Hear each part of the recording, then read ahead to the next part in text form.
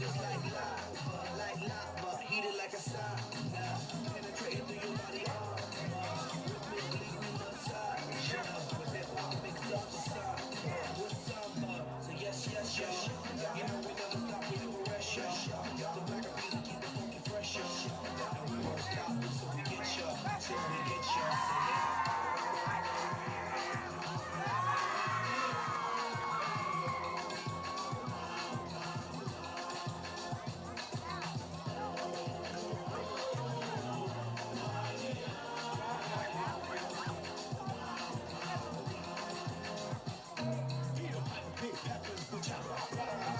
So every location, take my every kind radio station, blessing every reminder. Crossing boundaries like every day. Robbie, even up on the bay.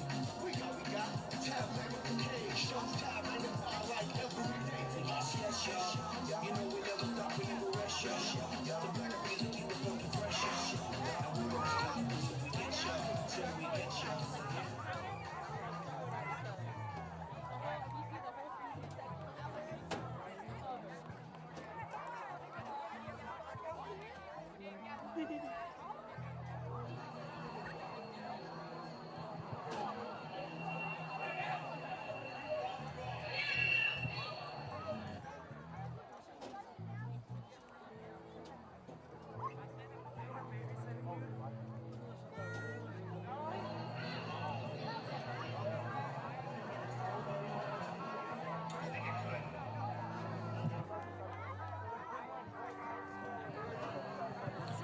Good evening and welcome to Guilderland Central High School for tonight's Section 2 Class AA matchup between the Guilderland Dutchmen and the Albany Falcons.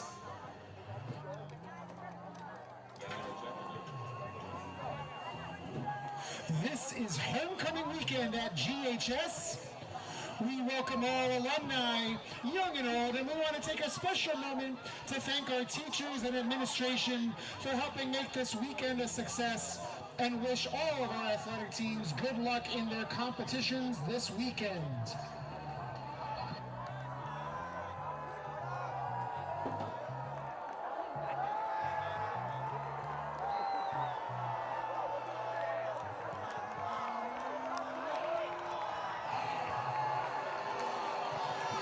A reminder, all athletic contests at Guilderland High School are conducted under the Section 2 rules for spectator conduct and sportsmanship. By New York State law, no smoking is allowed anywhere on school property while any high school event is going on.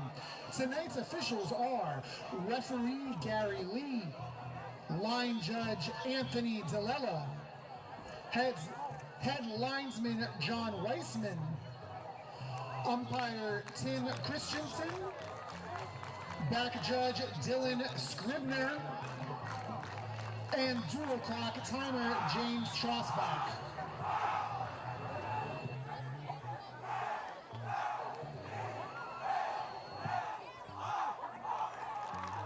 And now the starting offense for the visiting Falcons from Albany High School. Number 0, Nasir I. Number 2, Khalil Beckett. Number 4, Huda Levy. Number 7, Jaquin Thompson. Number 9, Lanier Whitaker. Number 15, Haywood Williams Watson. Number 54, Angel Duran Martinez. Number 55, David Duran Martinez. Number 56, Kevin Galliard II.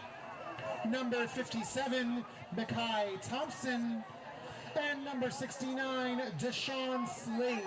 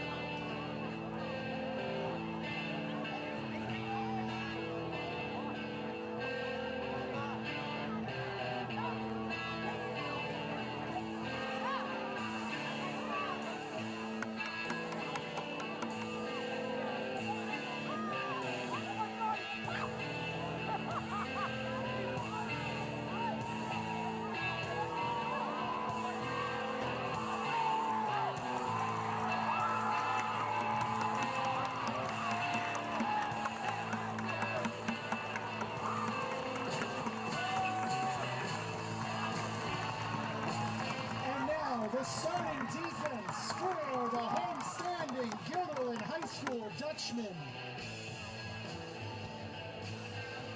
At nose guard, senior number 52, Aiden Dalkey. Defensive end, senior number 58, Jeremiah Beggs. Defensive end, senior number 54, Nick Lascelle. At linebacker, junior number 11, Hunter Benner. Linebacker, senior number 85, Livio Dinura. Linebacker, junior number 51, Jacob Gordon. Linebacker, senior number 8, Jaden Brown. At cornerback, senior number 2, Howie Matherin. At safety, junior number 5, Rylan McBride. At safety, senior number 12, Ruben Reed. And at cornerback, senior number 4, Tommy Dwyer.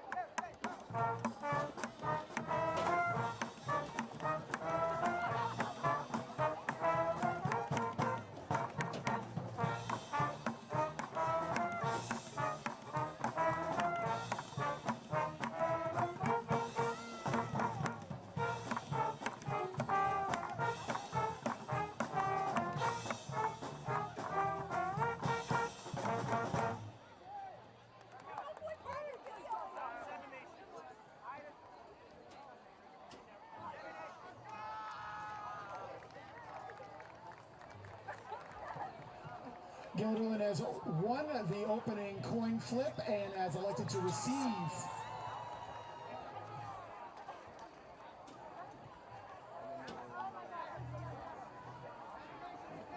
We now invite everyone to please stand and join us in a moment of silence before the playing of our national anthem.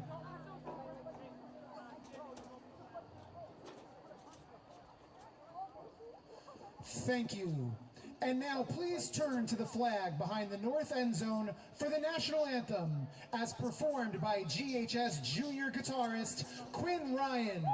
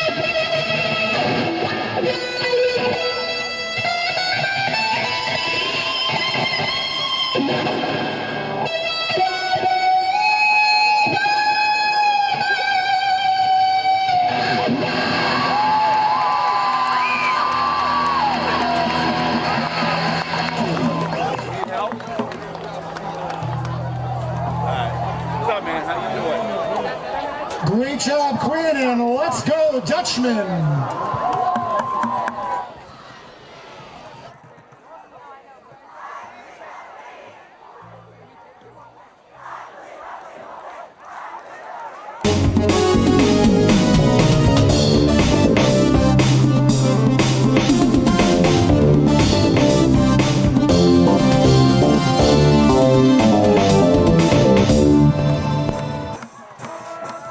Good evening, ladies and gentlemen, and welcome to another game of Guilderland Dutchman football. Tonight, your 2-1 Guilderland Dutchmen take on the visiting 3-0 Albany Falcons. Hello, everyone. I'm Anthony Bourne. Alongside me is GHS alumni Sean Cunningham.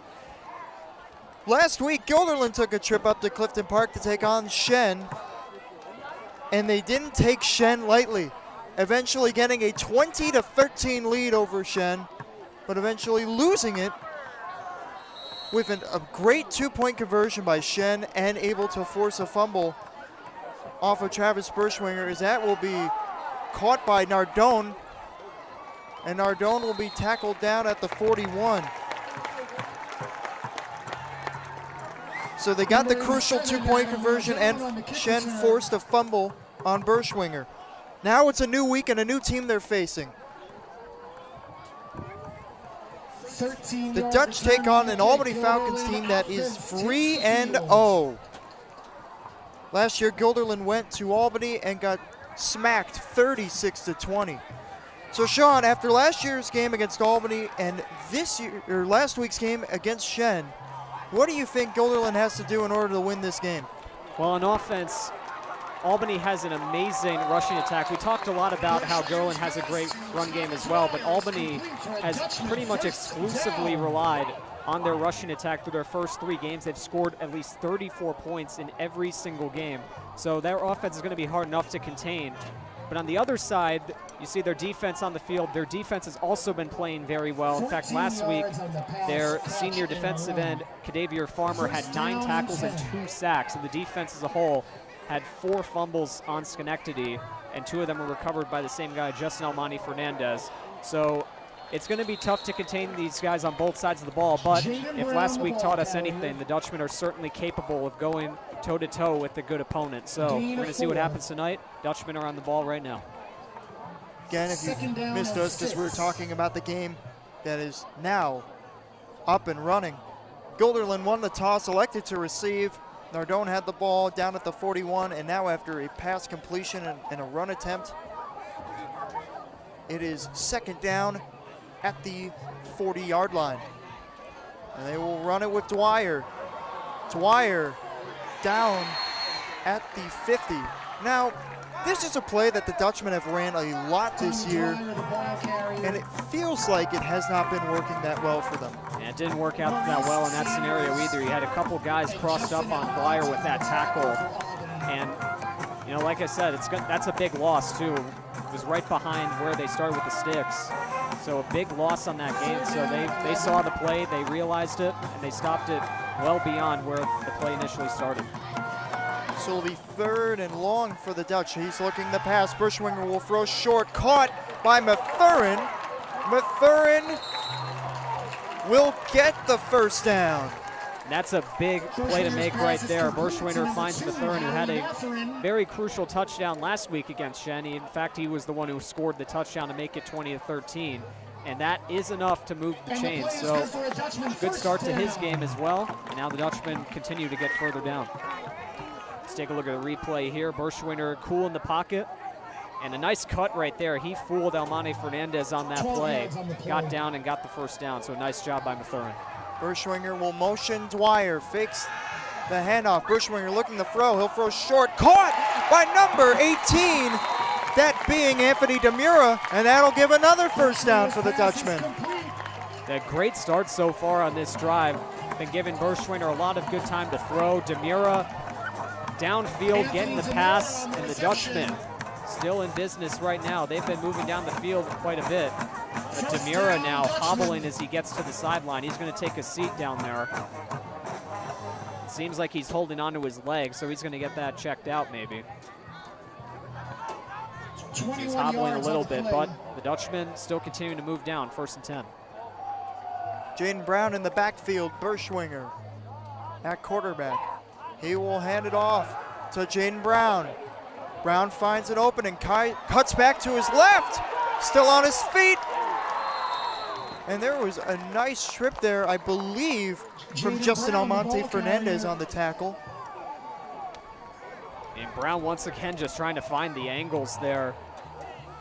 And going back to how that play initially started, Brown just not able to find much room to get through, but he was able to turn around and find at least some sort of yardage there. And Almonte Fernandez, as you mentioned, nice job on the tackle to prevent any further damage. Almost 4 minutes already off the clock here. 8:30 left. 8:32 left in the first quarter. Brown again in the backfield. Dwyer motioning. Hands it off to Brown. Brown will get a couple more yards there. Demura now going back onto the field. Third down for the Dutchman. Can I just say, this crowd is already electric so far in this one. I mean, it's always electric being here at homecoming, seeing how energetic the crowd is, but it seems like they got a little bit of extra edge tonight. It absolutely does feel a lot more energetic in the Red Sea today. So everyone in the Red Sea wearing white as tradition for homecoming, but of course, a lot of splashes of color in there from the party that was going on outside the field before the start of the game. Fans are into it so far, but it's third down. See what the Dutchmen do. Berschwinger motions Dwyer. Hands it off to Dwyer, runs up the middle. Is he in? Fumble! Oh. And that may be recovered by Albany in the end zone. Let's see what they call here. And Penna has his hands up. And they will say it's a fumble for the Falcons. They will recover in the end zone. And that will be a turnover for the Dutchman. That's just about as back-breaking an end to a drive as you can get right there. So Dwyer goes up the middle. See what happens here. Yeah, right as he got down near the end zone, the ball came loose, and the Falcons able to hop on top of it. And that was the play we were talking about earlier. It felt like something good was going on with that play, and then as soon as they get close to the end zone, it was just a tragic fumble, and it'll be first down at the 20 for the Falcons. So as I mentioned with the Falcons offense, they run a lot of running plays this season. In fact, you got Beckett already back there, and he's got it. And they will keep running. Still on his feet, goes out of bounds, but a late hit well there. After, that's going to draw a flag, yep. Looked to be, I think that was Dalkey. That's what I was thinking too. Yeah. But it was Beckett who took the snap, and he immediately went charging. And as we mentioned last time, Beckett is a guy that you want to watch out for on the Falcons so far this season. In the 3 games that he's played so far, he has rushed for 411 yards on 32 carries, almost 13 yards per carry. He has 8 touchdowns, and he's also caught 6 passes for 134 yards and a touchdown. So he has had an amazing start to this season. He continues it right there on the first play, getting a ton of yards on his first carry. So that'll give the Falcons a ton of yardage after that play. They were spotted at the 45-yard line. 7:24 left in the first quarter.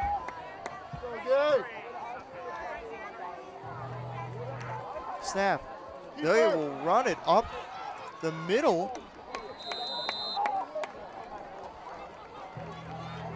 I believe that was Jaquin Thompson. It was.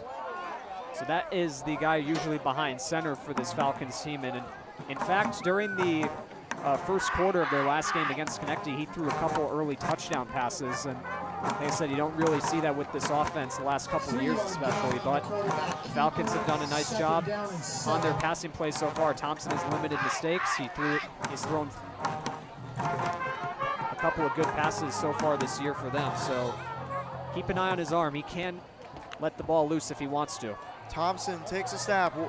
That'll be Beckett running with it. And the ball's fumbled. Is it recovered by the Dutchman, or did it go out of bounds? I don't think I can tell yet. And the Dutchmen are celebrating like it is. And it just pointed the other way. So that will be a fumble recovery for the Dutchmen. So both teams already having a fumble in the first half of this quarter. And it will be Dutchman ball.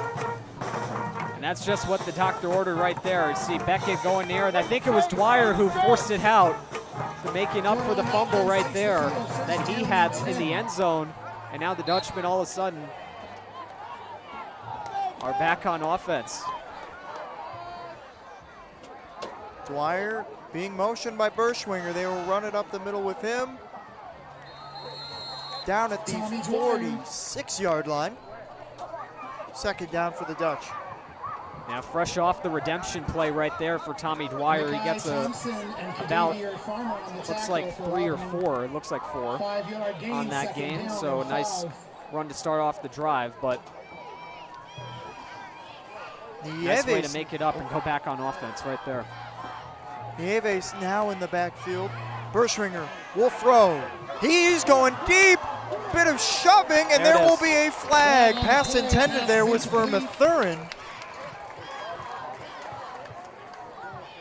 That one looks to be a pass interference, I believe, on Justin Almonte Fernandez there.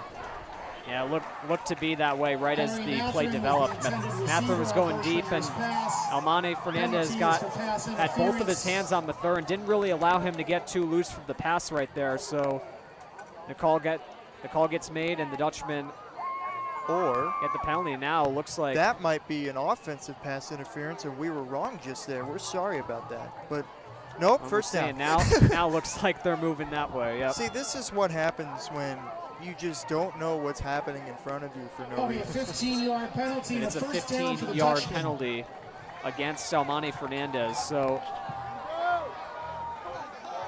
Dutchmen get a bit of a break, because if that wasn't called, it would have been third down. Instead, they got a fresh set of downs. Dwyer motioning, Berschwinger steps back. Bit of a screen pass there, caught by Nieves, cuts to his right, still on his feet, taken down just short of the 35.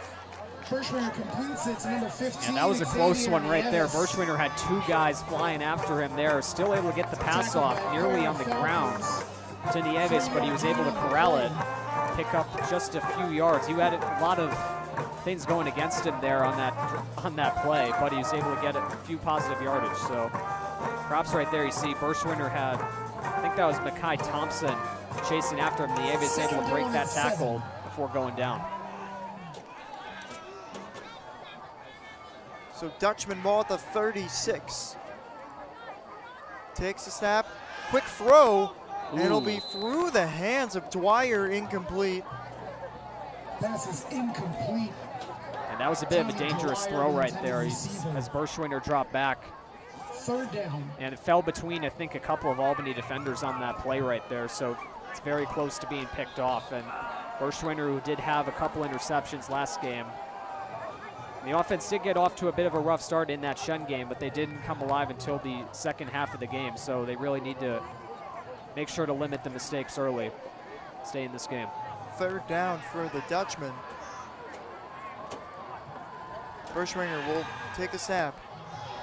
Goes to his right, and that's wide open. Mathurin! He is in for 6. No, he's not. He's just short. Oh, man.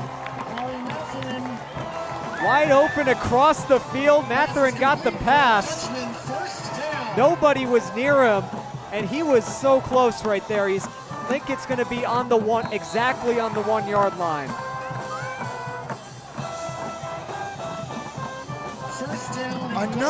Berschwinger's done that all year. He's just able to find his way around defenders and get big completions like that. Very close right there. But that was an amazing completion, and now see what happens here at the 1 yard line. And there will be a whistle before the play. I couldn't tell there was a flag there. I didn't see any. And I missed what the Berschwinger seems to be pointing at the Falcons, so I don't know. Flag is for encroachment on Albany. It's encroachment. So penalty on the Falcons, they'll replay it. First down for the Dutchman. That'll shrink in the field a bit. Here it is. And I believe the handoff went to Dwyer. Touchdown, Guilderland. I couldn't tell there, but whoever that was, he was in for 6. Touchdown Dutchman. They're on the board first. And once again, more redemption for Tommy Dwyer. He got the handoff at the goal line the last time, ended up losing the football, but then, because of him, Dutchmen were able to recover the fumble made by Khalil Beckett, and fittingly, Dwyer able to take it in for 6, as the Dutchmen now have the lead first. Beggs now at the kick. Kick is up. Even with the pressure, the kick is good. 7-0. Guilderland Dutchman with 4:22 left in the first quarter. Your Guilderland Dutchmen are up 7-0. We'll be right back here on GHS Media.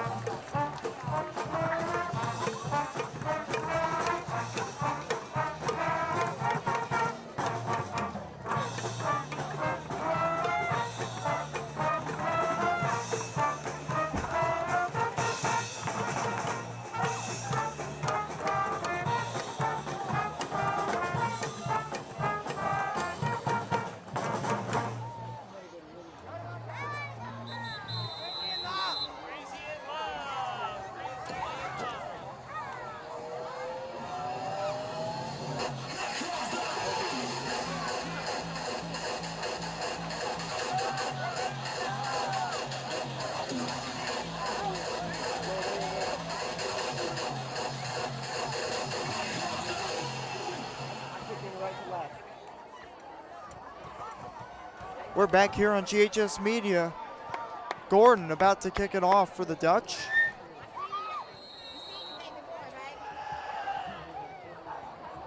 It'll be shorter kick. And that'll be returned by number 24 of Albany, and a nice hit there. Number 24 being Rowan Edwards Grant. 48 yards on the kick.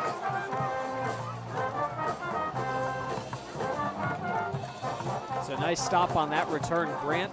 Edwards Grant had a nice game last time out, 66 yards on the ground and a touchdown on defense as well. So he plays both offense and defense, as a lot of players do for the Falcons, and he had an amazing game last time out, so limiting him on both sides of the ball is going to be a big deal. The Dutch want to stay in this one as well. Ball will be at the 30-yard line, first down for the Falcons. Again, their last drive fumbled. Guilderland was able to recover and then score a touchdown. They will look to throw here, and that is dropped. Beckett looked to be the intended receiver, but it just was a low pass. Yeah, went right through his hands, it looked like there, and you don't often see that from Khalil Beckett for how great he's been so far this year.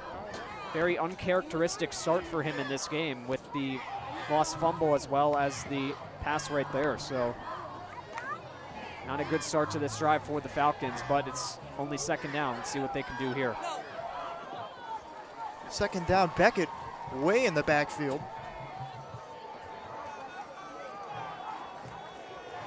They will hand it off to Beckett. Beckett still has open room, but will be behind the line of scrimmage.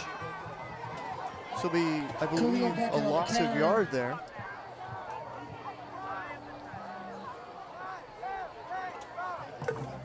He'll get to the line of scrimmage, so it'll be 3rd and 10 for Albany. So a very limiting drive so far for Beckett. Incomplete pass to him, and now no yards gained on the play. So gotta wonder what their plan could be now. It looks like they got Levy this time alongside Jaquin Thompson in the backfield. Motioning is 24 for Albany. Quarterback rolls to his right, and it's overthrown, but there is a flag on the play. I think they're going to get Dwyer for this one. Pass is incomplete. So that pass, Edwards Grant was motioning there. On the play.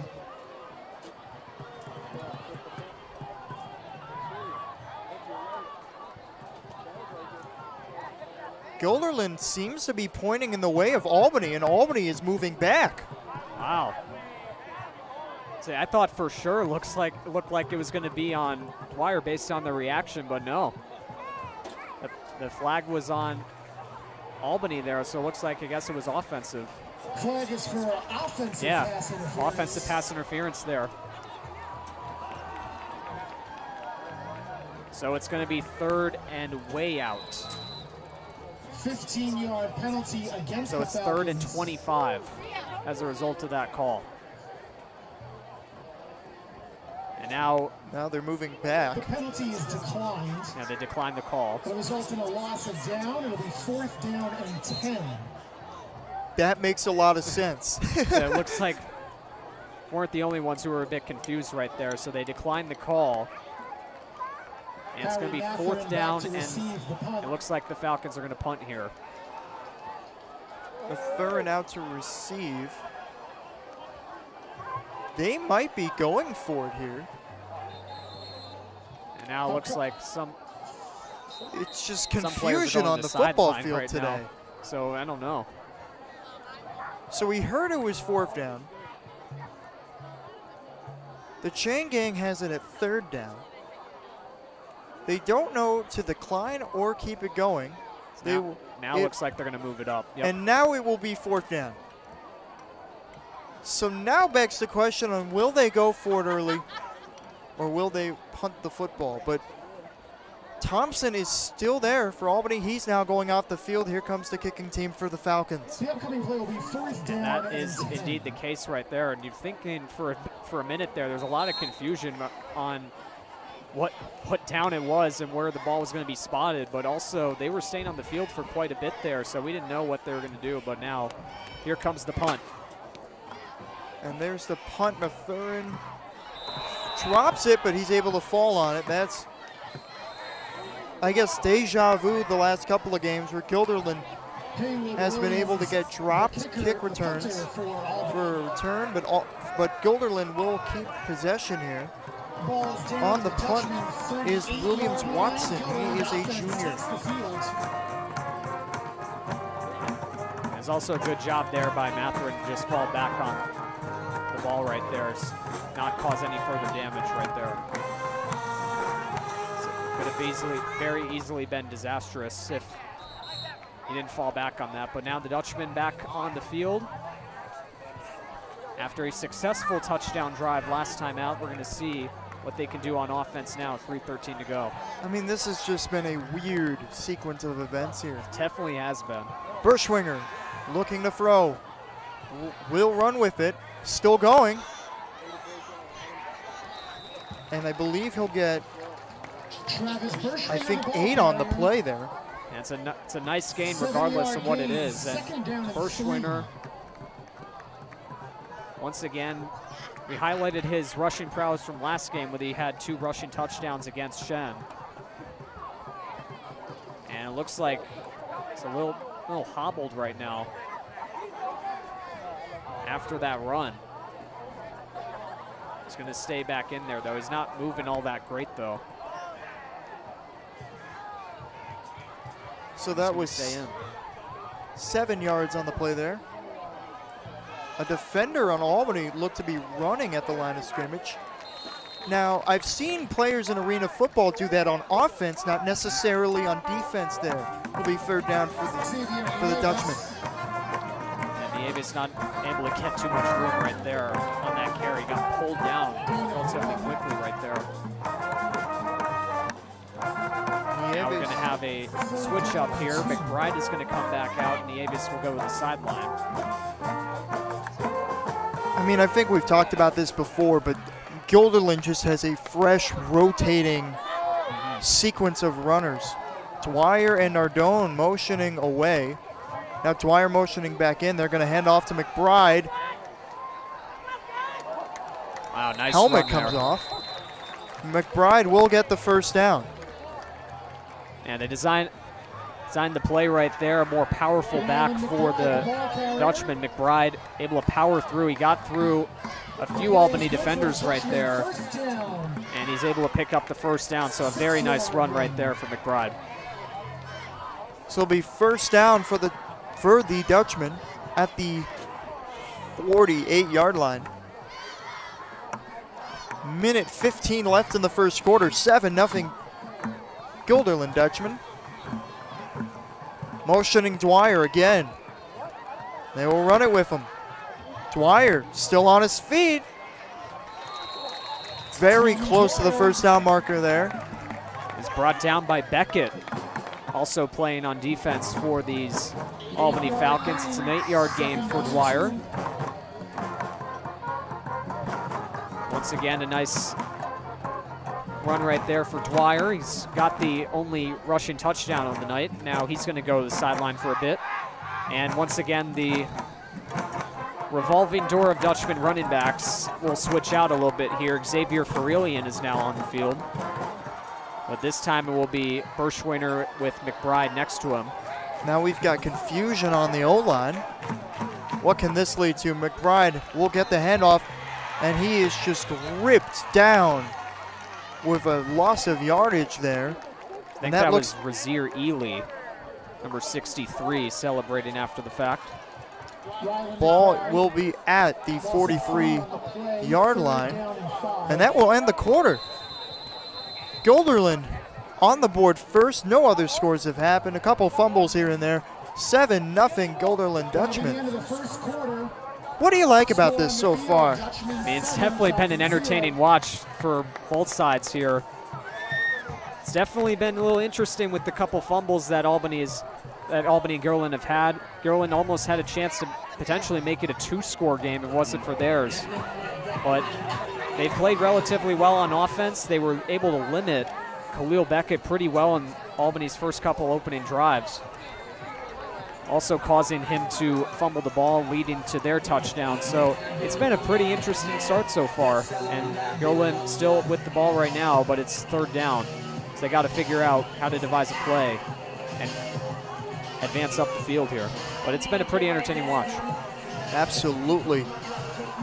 There is your Guilderland Dutchman on the field there. They will now go back onto the field to begin the second quarter. Again, this team led by Travis Berschwinger. I did briefly talk to him at least a couple days ago, and he said that a lot of the teams are balanced.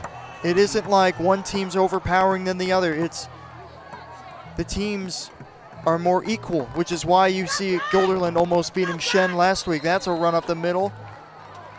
But there will not be a first down there. It'll be fourth down for the Dutchmen at the 40. It is a short gain. They look to be going for it here. So a crucial fourth down incoming. And it just begs the question, what do you think they could do here? Run the football. I mean, it is their bread and butter. Dwyer will get the first down, still on his feet. Can he pass the defender? Dwyer still on his feet. He's in for 6. No, he's not. Oh, come on.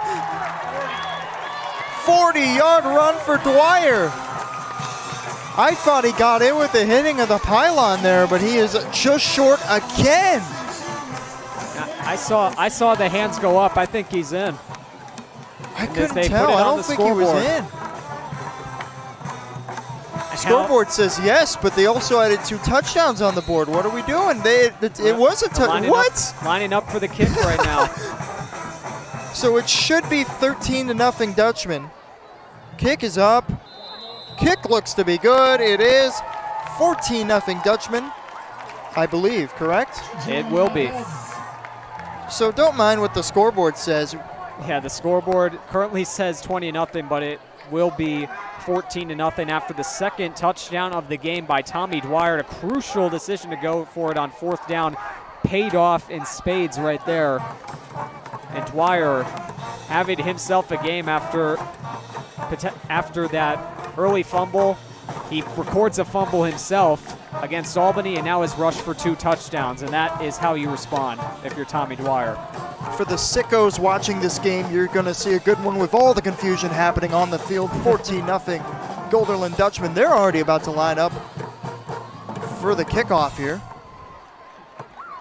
Number 51, Jacob Gordon. I mean, this game has been just overwhelmingly confusing. So far, at least. That we've had some instances where they don't know where to spot the ball. We're not sure if guys are in the end zone or not. But what we do know is that Guilderland is up by 2 scores against a team that had started out this season playing very well. And they're giving the fans a show here on homecoming. Short kick there. Recovering that is Levy, but he will just down the football at the 37-yard line, so it'll be a first down for the Falcons. Again, Albany on the air, 3-0. They beat teams, I believe, Amsterdam, Bethlehem, and Schenectady. I don't know if that's the correct order. I should have looked at that. Whoops, everyone. See, this is what happens in broadcasting sometimes. Anyways, Guilderland, again, playing Norwich, a team 2 hours away. They won that one very well. Then they beat Columbia in a blowout 2 weeks ago, and then they played Shen and now Albany.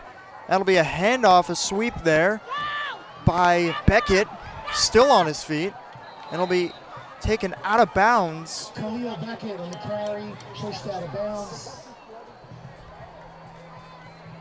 It looks like he'll be getting just a few yards on that play. But not, looks like just 1, maybe 2 if he's lucky.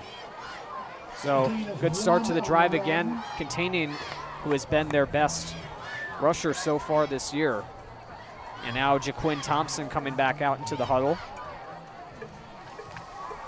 Again, this is a run-heavy Albany team. Played in the veer option, or I should know football things. I'm sorry, everyone. There's a flag on the play. That'll be caught by Albany. That looks to be a Shad Boyd, a junior. Be interesting to see what the flag's on. And it'll be on the offense. Looks that's the way. They are going back.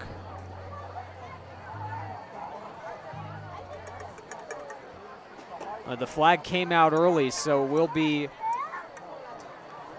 a replay second down here. The pass would have been good for a first down if it wasn't for that call. It's a nice pass across to Boyd. 5-yard penalty, second down. So 2nd and 14. Thompson will throw, and it's over the hands of Beckett, and it'll be incomplete, a third down for the Falcons. Now, knock on wood, Sean, but I feel like one of the big issues that Guilderland's had this game has been the penalty. Yeah. And it seems so far that they have not gone in those silly penalties that they've been getting the past 3 games. Yeah, Albany's been making the mistakes more so far. Guilderland has relatively been keeping their game at a minimum clean. So far they haven't been flagged. We thought there were a few instances where they were, but Albany was the one who was taking those penalties, and has been working out for him as well. That'll be a throw over the hands of Haywood Williams Watson there. He's a junior.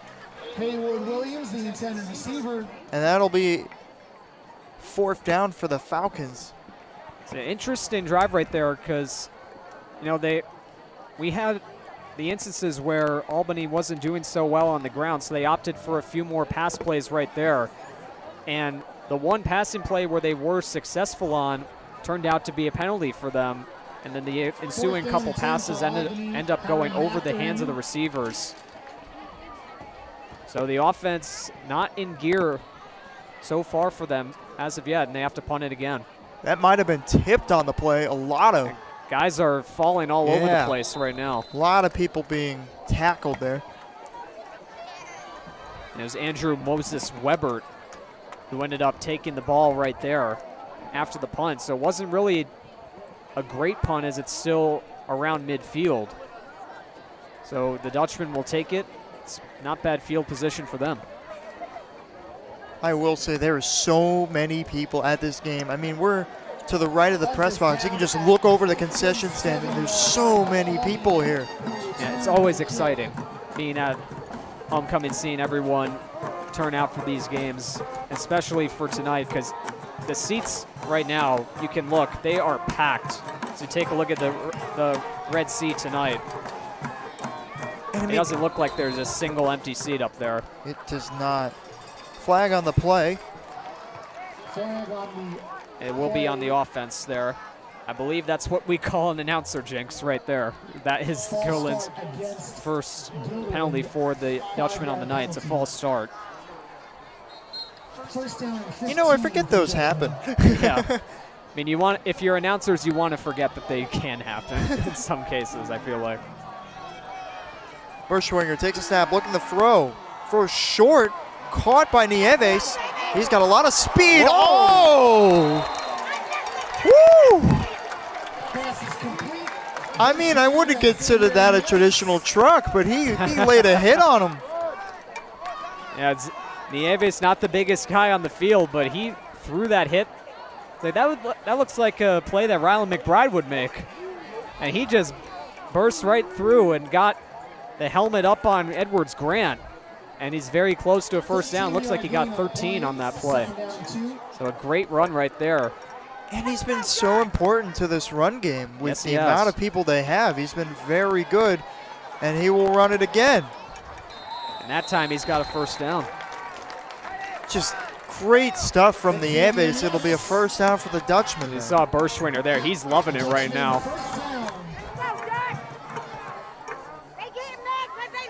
Now that I'm thinking about it, and this is kind of unrelated, but with the run game they've been having, if this gets to a point where it's too late to come back, will they send out Abdu Barea to run the football? I'd love to see that.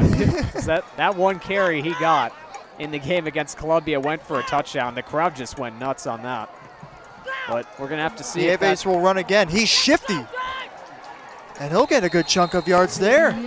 This has been the Xavier Nieves drive so far for the Dutchman. And Nieves, another nice run right there, getting to about the 30. Might be exactly on there right now, but he has been doing great on this drive so far. He just keeps running. He does not stop until he's taken down. That's why I feel like he's gotten a lot of good rushing bursts this game. Dwyer on the motion. Fakes the handoff. He'll throw.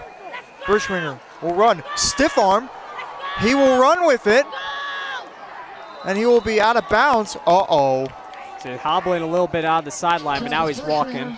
I hope that's just him trying to get out of bounds, and he's just trying to avoid the tackle there because he was diving towards his feet, but yeah, he still is hobbling a little bit, trying to get a little bit more well-versed running a little bit. But a nice run by Berschwinger there, and he mentioned the stiff arm right there. It looked like he was going to drop back. He had some room. He broke out the stiff arm, and then right there, see, there's a little bit of a tackle right there. I can't quite pick up the number, but afterwards hobbling a little bit. We did see that earlier in the game where it looked like he was hobbling a little bit after a play. Didn't look like he was fully 100%. But he's going to remain out there for now. Dwyer with the sweep. Still on his feet. Can he get past another defender? Ripped down at the helmet, and there will be a flag. Face mask there for Albany. And it looks like Beckett was the one on the tackle right there, so it looked like a bit of a horse collar tackle for Beckett on Dwyer right there, but they are going to say face mask, so the chance of you can't do that now emerging from the Red Sea after that one. And you called it right there. It looked like he got the face mask of Dwyer, and that's what they call. See, right there, he sees pulling down on the face mask on the replay. And that's an easy flag to call right there. They just keep the run game going. There's a handoff. Dwyer, he's in for 6. Touchdown, Dutchman. Tommy Dwyer has had most of the touchdowns for Guilderland this year. Gets on board with another one. 20-0 Dutchman. And Dwyer completes the hat trick of TDs on the ground for the Dutchman tonight. And this crowd is loving it here. It's a 3-possession game now, 20-0. And the Dutchman lining up for the extra point. Dwyer, one of the main focal points of this offense. He has been having an amazing game tonight. Beggs will kick, Mathurin will hold, and offsides on the defense. The kick would have been good.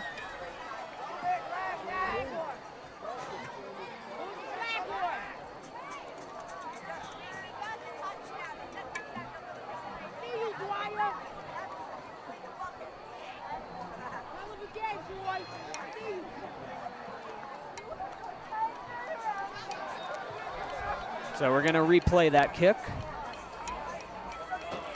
And they will go for it now. now. It looks like Berschwinger's coming back out. Here we go.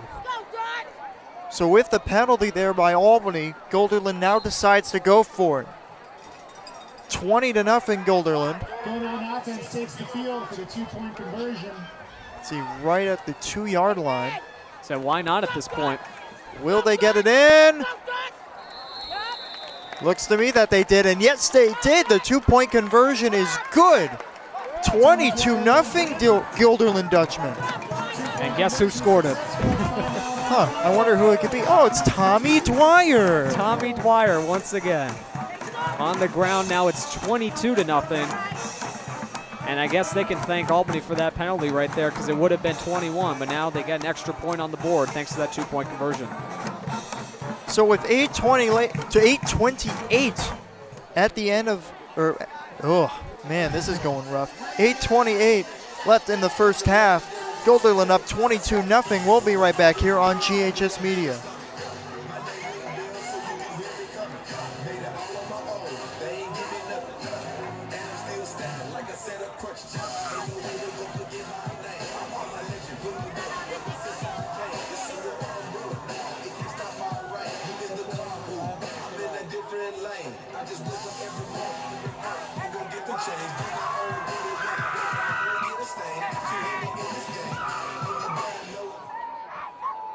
We're back here on GHS Media. Jacob Gordon about to kick it off here. Bit farther than most of his kicks. That'll be returned there. Couldn't really tell who it was, but he's still going on his feet. Taken down just past the 50. And that's a great return by the Falcons right there. I don't believe we have that name down, but regardless, that is a very good start to the run, or start to the drive for the Falcons on that punt return back. They cross midfield, and now the offense struggling a little bit out of the gate. It's going to come back out and see what they can do here. They went with a couple incomplete passes on the last drive. It's a lot more pass heavy than we expected them to be, because went into this game talking about how great their rushing attack has been this season. But we're going to see if they go back to that here. They got, looks to be Beckett lined up in the backfield. They will run it. Beckett on the handoff, still on his feet. Stiff arm, taken down at the 42-yard line. And that's Ruben Reed on the tackle right there. Beckett, once again, it feels like he's had a chance to get loose on some of his carries, but right at the very end, there's one guy coming in with the tackle, and that time Reed is able to get the tackle there on Beckett. And he's able to get a 6-yard gain, though, so it will be 2nd and 4.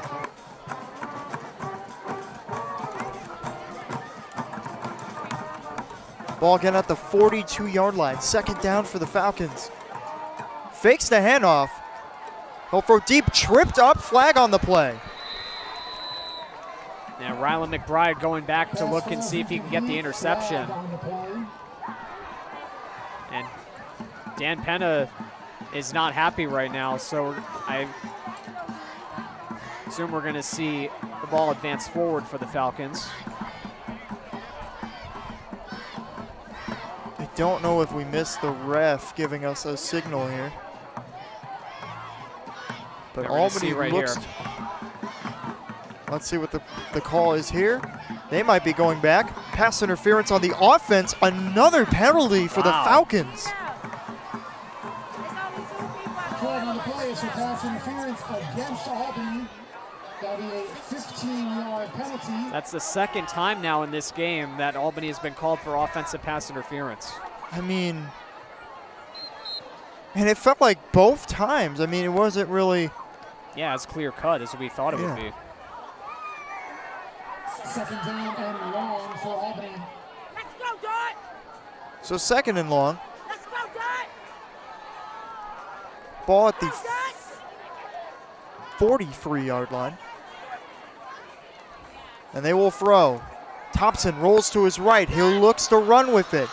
Still on his feet. Trucks, dives out of bounds. Still short of the first down marker. So it'll be third down for the Falcons. Jacob Gordon that time with the tackle near the sideline. But that was a decent play to make right there if you're DeQuinn Thompson. So that is a run near the sideline. He's not quite at the marker where they started the drive, but wasn't able to find a pass downfield. Sometimes you just got to make a play and see what happens, and he was very close to getting potentially more if it wasn't for that tackle. But by the way, that penalty, we just got word that's the 7th penalty that the Falcons have committed so far this game. This will be 3rd and 11 for the Falcons. Crucial play right here. And there's another flag.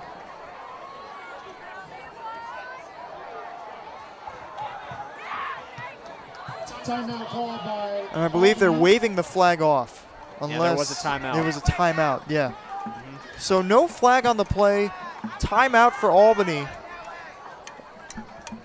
I believe. Yeah, they did make the announcement. It will be a timeout called by the Falcons. And like I said, this is a crucial play right here because it's 3rd and long. They haven't really been able to get much of anything traction-wise on offense so far tonight. So they really need to focus and make a potential play that could get them back in this game. Because so far, Guilderland has been the much better team, the more disciplined team, which, again, you've talked about so far this season. We've been seeing a lot of penalties from the Dutchmen in some of these games, but on this instance tonight, the Falcons have been a more undisciplined team. Their penalties so far tonight have cost 40 yards. As Dan Penna now giving instructions to his crew. Again, we talked more in depth 2 weeks ago. Former arena football player for the Albany Conquest. Brought a team that won not a lot of games in the late 90s, early 2000s to a team that eventually won a Section 2 title. And they will option it. This is a play we've been talking about. Still on his feet. He'll get out of bounds. The marker got knocked down. And it looks to be short of the first down marker. Yes, it is. And that was a play that Guilderland has had trouble with, especially last year against Albany and last week against Shen, these option plays. That was the first time they brought it out all night. And once again, it was another run to Beckett, and now they're going for it 4th down. Motioning. They will hand it off to Beckett. He'll go to his left, tackled short. It'll be a turnover on downs for the Dutchman. Wow.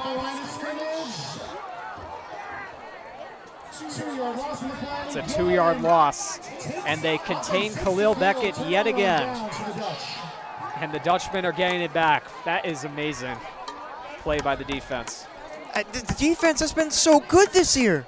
Yeah, I mean, see how they've been containing the run game so far tonight. They knew what was potentially coming with this Albany offense. And so far tonight, they have done a great job containing them. While Beckett did get loose a bit on the first drive, he was the one who eventually was, who Dwyer forced the fumble on. And since then, they have limited him so well in this game. And on that play right there on 4th and 2, caused him to lose the yardage and get the ball back. First down for the Dutchman. Not a lot of yards on the play there. Dwyer on the run. It'll be 2nd down. 7:02 left in the first half. 22-0 Dutchman against the Albany Falcons.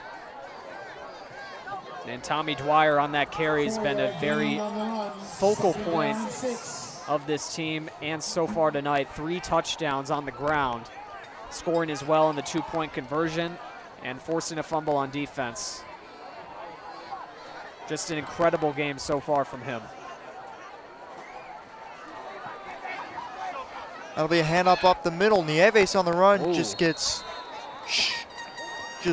twisted down. That was Duran Martinez on the tackle right there, and then Nieves actually got pushed forward for a few yards right there. Wasn't tackled back on that play. So he looked to me like he caught more yards than I think he might have anticipated there, because he got caught pretty early on that carry, but then got dragged down a few yards closer to the first down. Nieves will now go off the field. Going to be an interesting play to see here. 3 men in the backfield. Dwyer will get the handoff, but he'll just get stopped at the line of scrimmage.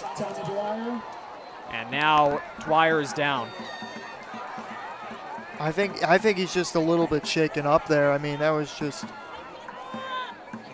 like a rough hit, but I don't think he's that hurt, but it looks to be an injury timeout. As right as the play finished, you see he got tackled right at the end. And he's up now, much to the delight of the crowd here, because, like I said, very focal point tonight's game. He's done a great job tonight, but going to get some rest on the sideline now because the Dutchmen are going to be forced to punt. This will be the first time they've punted all game as well. Very impressive offensive and defensive work for the Dutchman. Abdu Barea, the fan favorite, out to punt. He's been very good this year. I cannot wait to see the magic when he kicks this football.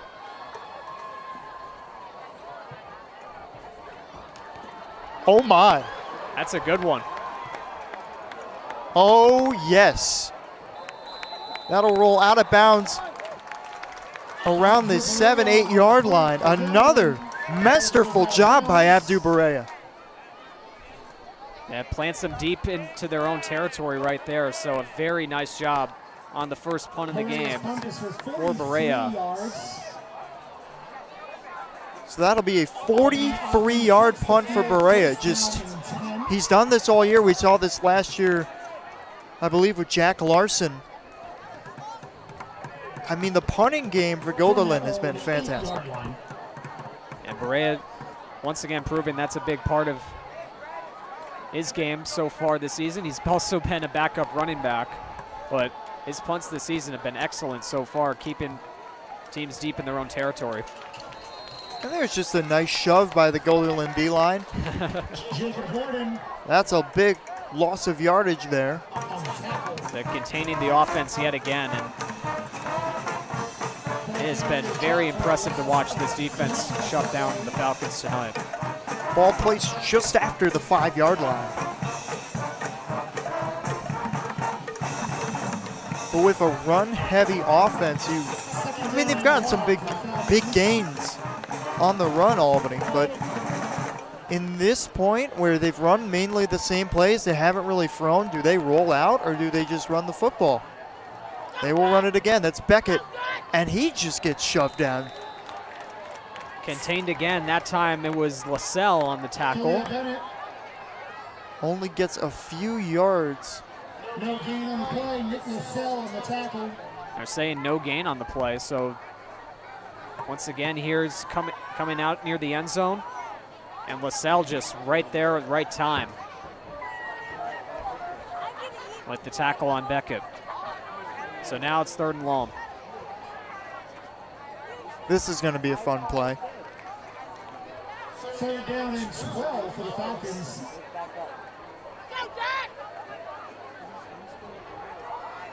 Look to throw here. No, they will not. They will hand it off, and again, not a lot of yardage there. It'll be a 4th down. I mean, so an easy 3-and-out deep in Albany territory for the Dutchmen, and now the Falcons with I believe that's Williams Watson lining up to punt again. Just incredible work so far. They've done this all year. so far. I mean, it's just been incredible. Haywood's Watson will kick out of the end zone. Mathurin on to receive, and it's a high snap, and that'll go out the back of the end zone. Ladies and gentlemen, we have a safety. The high snap, and that is costly there for the Falcons. Went over the head of Williams Watson, the back of the end zone, and the Dutchman will add 2 more to the scoreboard. It's now 24-0. And it still remains a 3-possession game.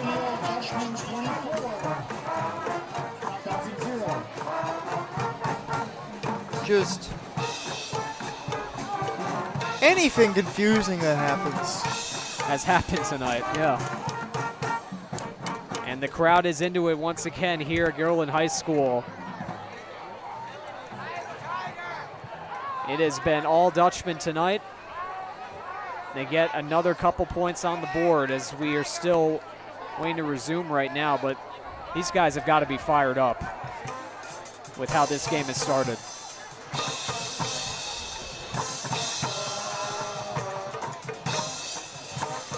So Guilderland will receive after the safety. 24-0 Guilderland, 3:04 left in the first half. Almost 8 o'clock here in Guilderland. And it feels like there's a lot more confusing but fun football up ahead for the second half.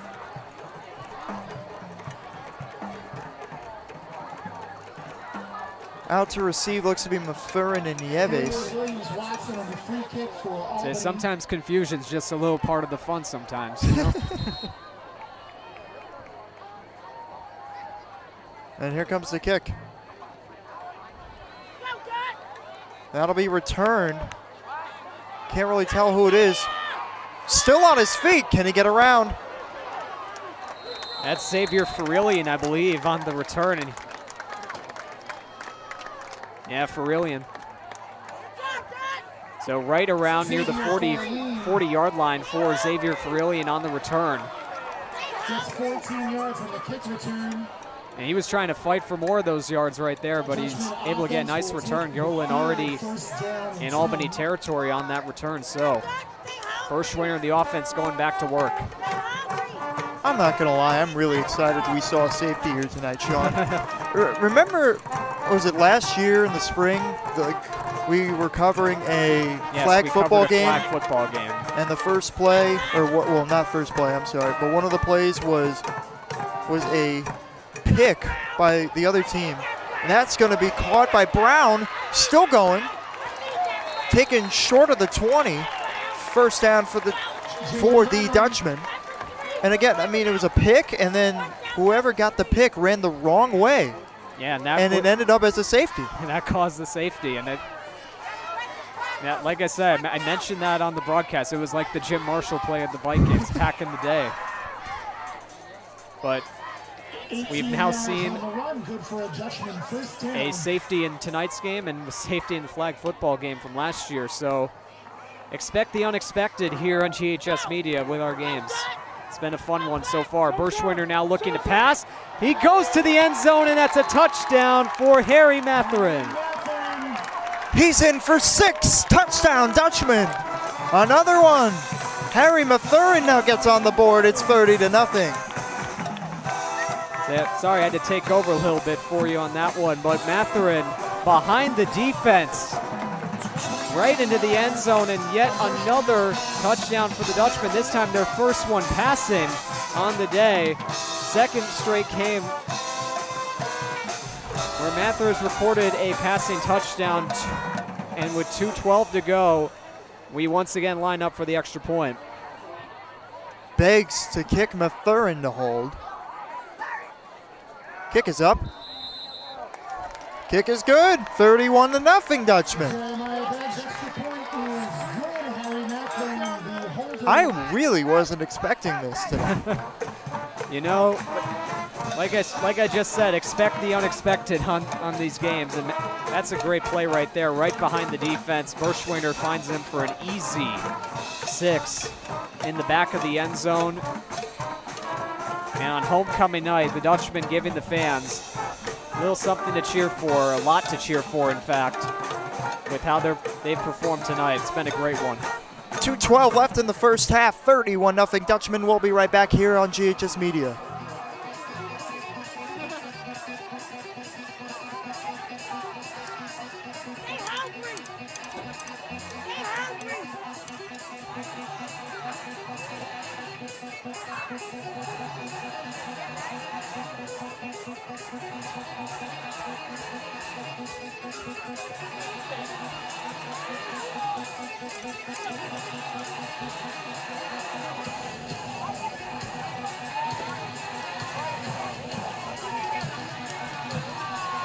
All right, we return to action after the timeout. I'm going to be taking over commentary for just a little bit. The Dutchmen up by a score of 31-0 with 2:12 to go here in the second quarter of play. And the kick will be caught by Albany Fernandez, and he cuts to the outside. And he will be stopped directly onto the 50-yard line. And that is where Albany will start their next drive. Gordon on the kick. And Gordon with the kick. And it's returned to exactly the 50-yard line. And out comes Jaquin Thompson and the rest of the Falcons offense, which so far tonight has been stuck in neutral against the Dutchmen. And we're going to see how they start things off tonight with only 2:05 to go here in the second quarter of play. First down, Albany.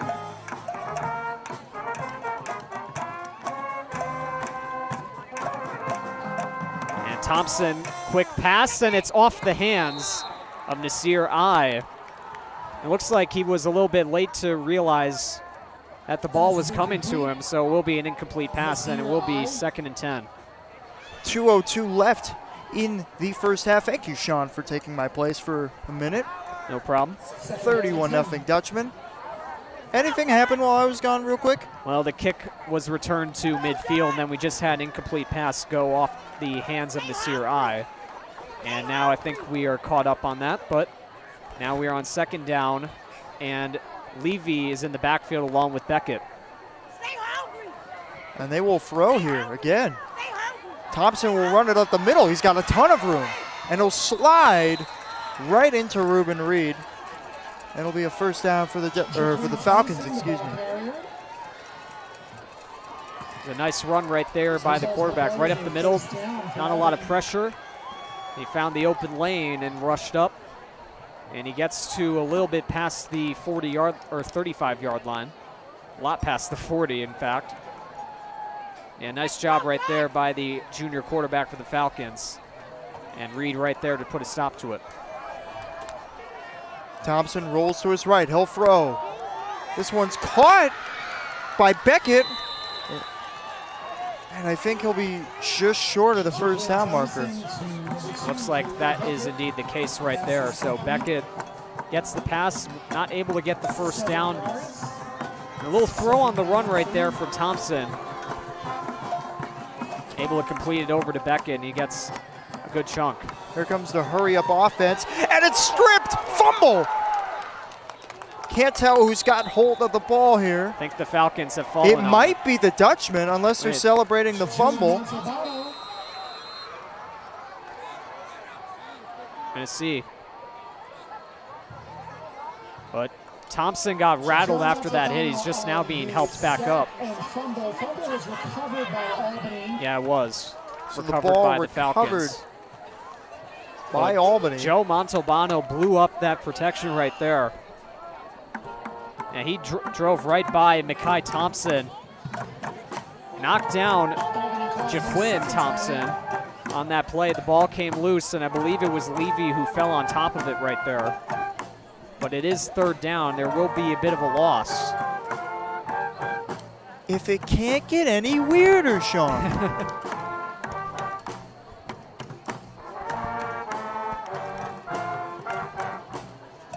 Very close call right there for the Falcons. But the drive remains alive for them.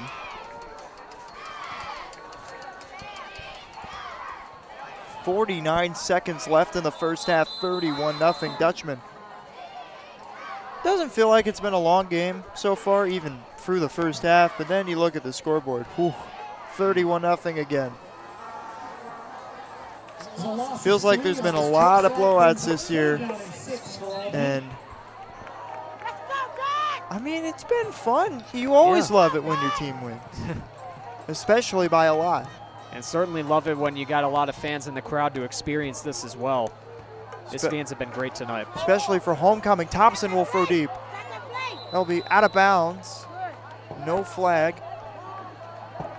Pass is incomplete. And Sean Boyd, that time the target.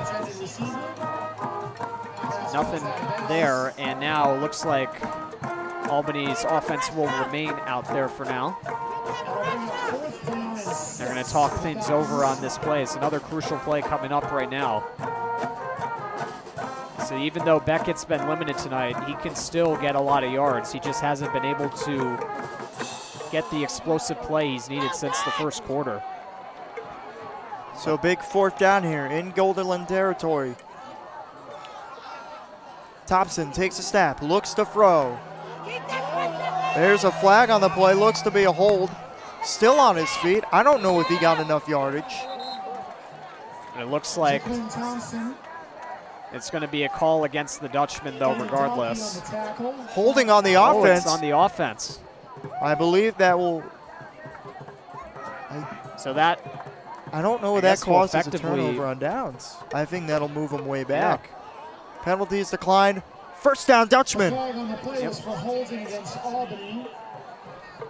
Yeah, I thought that there was potentially going to be a penalty because it looked like Thompson got hit right before he was going to take off with the ball. I thought it was going to be for that.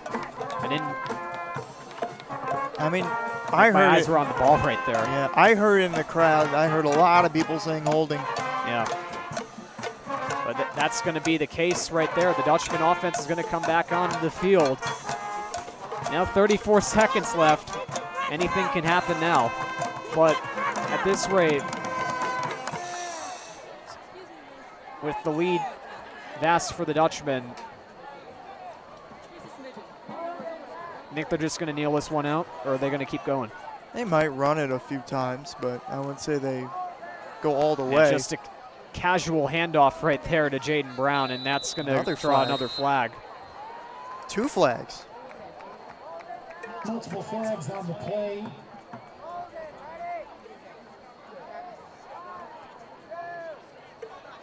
Jaden Brown was the ball carrier.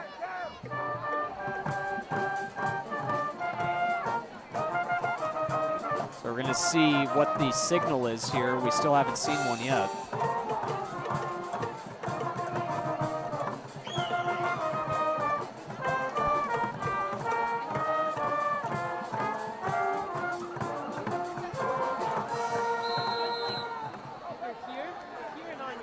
Still waiting for a signal from the ref. Still quite a bit of laundry out there. A couple flags still on the field. We might have another conversation. Just trying to figure out what to do about the play here. This referee's still discussing. Personal foul on the offense. Penalties declined. There's something on the what? I don't even know what's happening anymore. But we do know that there was a hold on the offense.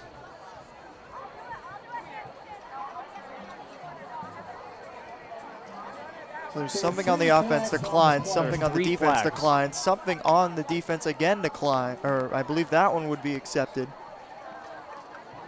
So I don't think there's offsetting penalties, and it'll be a first down for the Dutchman.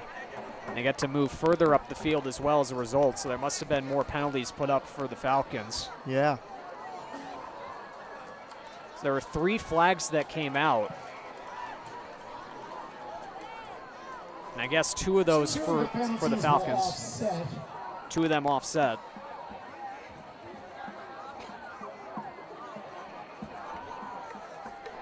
The third penalty is against Albany. for 15 yards.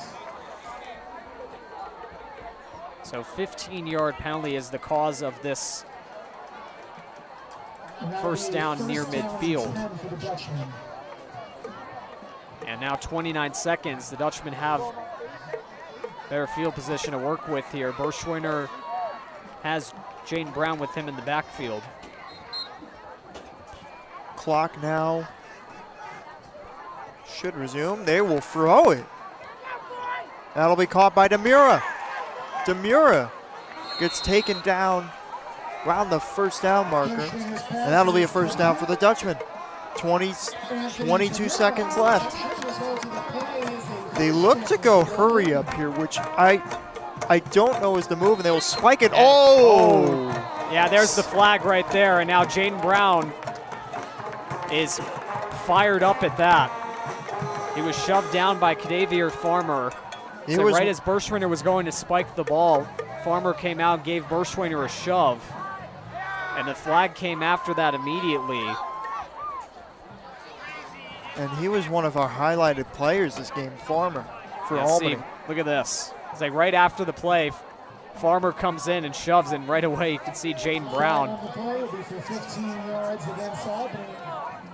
I would just like to say this now before anything else happens, because I believe I was there for it. I'm not going to go fully into details, obviously, because that is not on our network. But if that leads to anything worse, that's going to suck so much. And now it looks like we got a timeout called. Or they're trying to see the clock because of the penalty, because now it's down to 3 seconds. Yeah, the clock is all the way down to 3 seconds right now, so they got to reset that.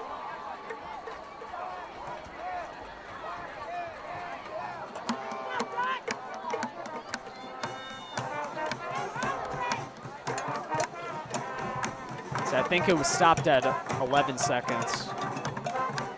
Maybe a bit more, but we're going to see.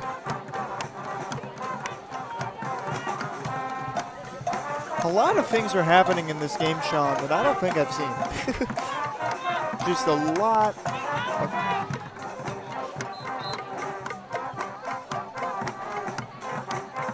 of motioning. It's going to be 18 seconds remaining. Berschwiner will throw. That'll be caught by Nardone. First reception of the game goes out of bounds. They're going to keep going.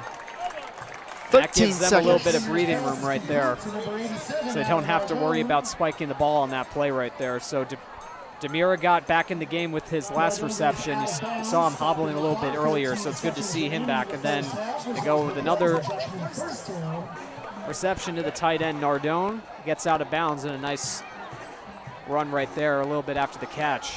So the Dutchmen continue to get closer here.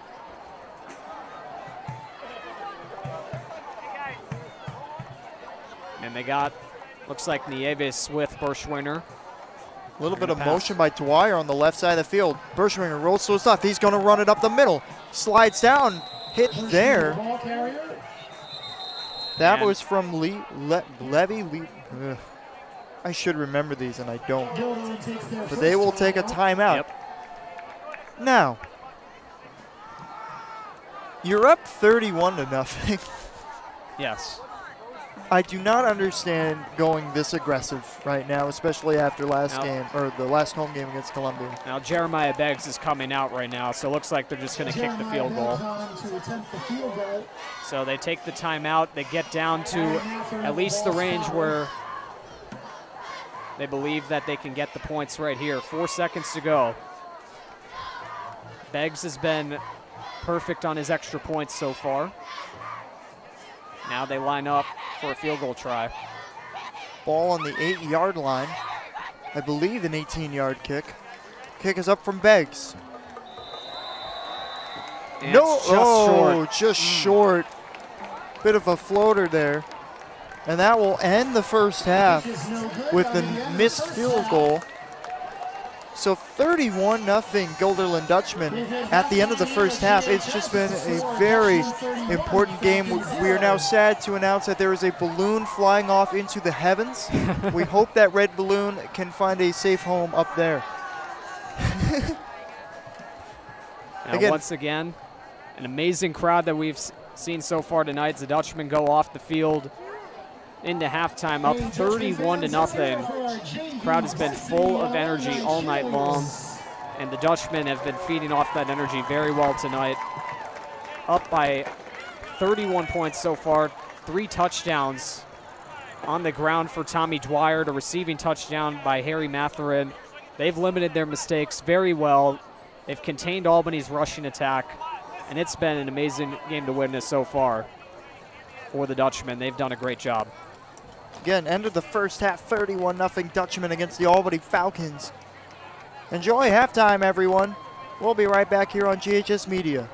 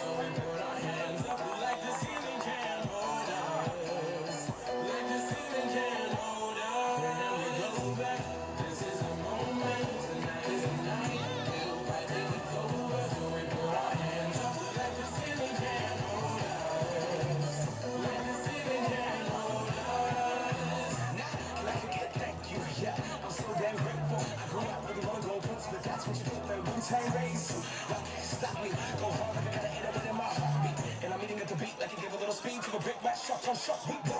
When I go gone, two sisters back, I got a world to see. My girl, she wanna see wrong. She's so lucky you won't believe in that. And I got it for a call. Revelation comes to bring it back to the people now. Sing a song and it goes like, raise those hands, this is our party. We came here to live life like nobody was watching. I got my city right behind me. If I go, they got me up on that failure.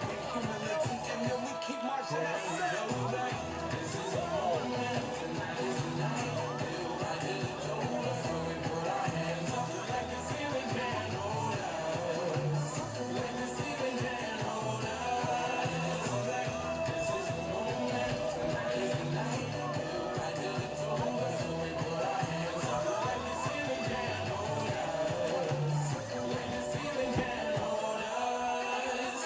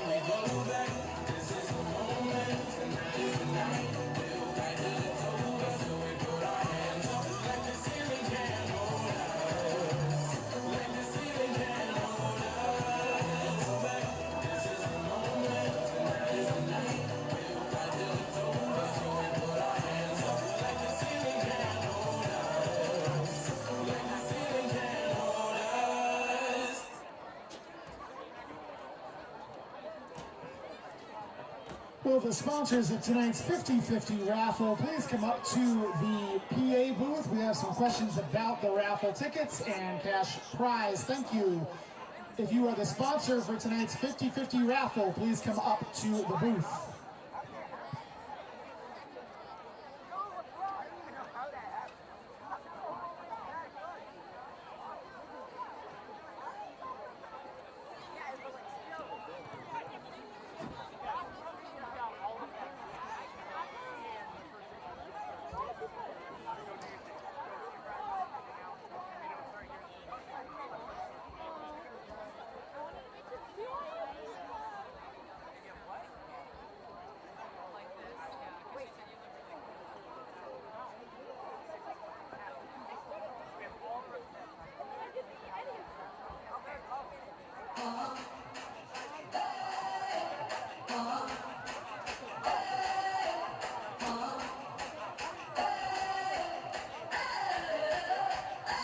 I'm living in that 21st century, doing something mean to it. Do it better than anybody you ever seen. Do it, scream from the haters, got a nice ring to it. I guess every superhero need his theme music. Don't want man to have all that power. The clock's ticking, I just count the hours. Stop tripping, I'm tripping off the power.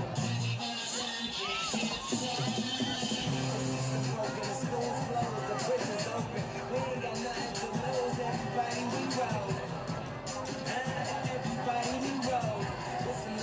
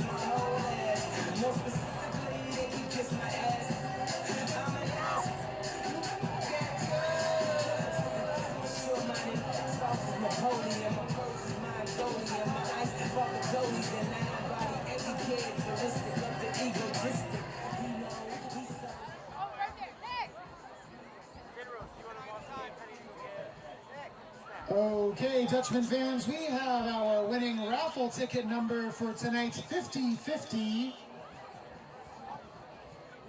for the amount of $220. The winning raffle ticket is 3968137. 3968137.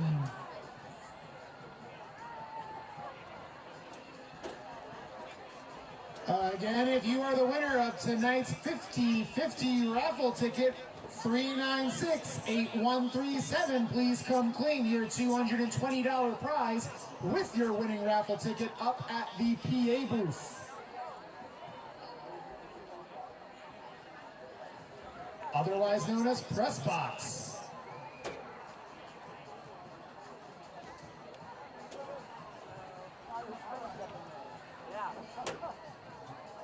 I just got a little color. Just a little color. Are you doing the video? Yeah. You're not gonna like break the equipment with getting like dust on it, right? Oh no, that's really fine. We have a winner.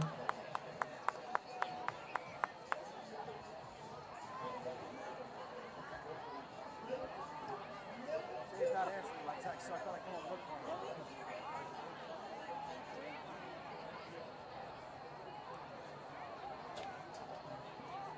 I'm sure they're safe up there. We have a winner. Folks, we have a second raffle tonight for the Giant Mum.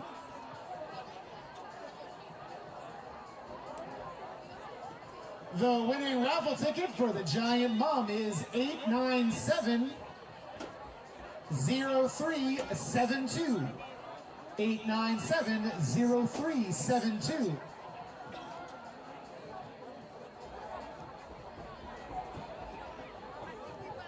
If you have the winning raffle ticket for the Giant Mum, 897-0372, you can claim it at the raffle table.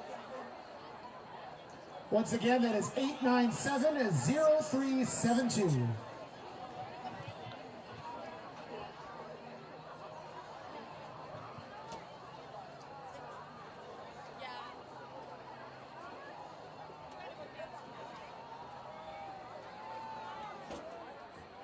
That was scary. I stepped here, my foot hit here.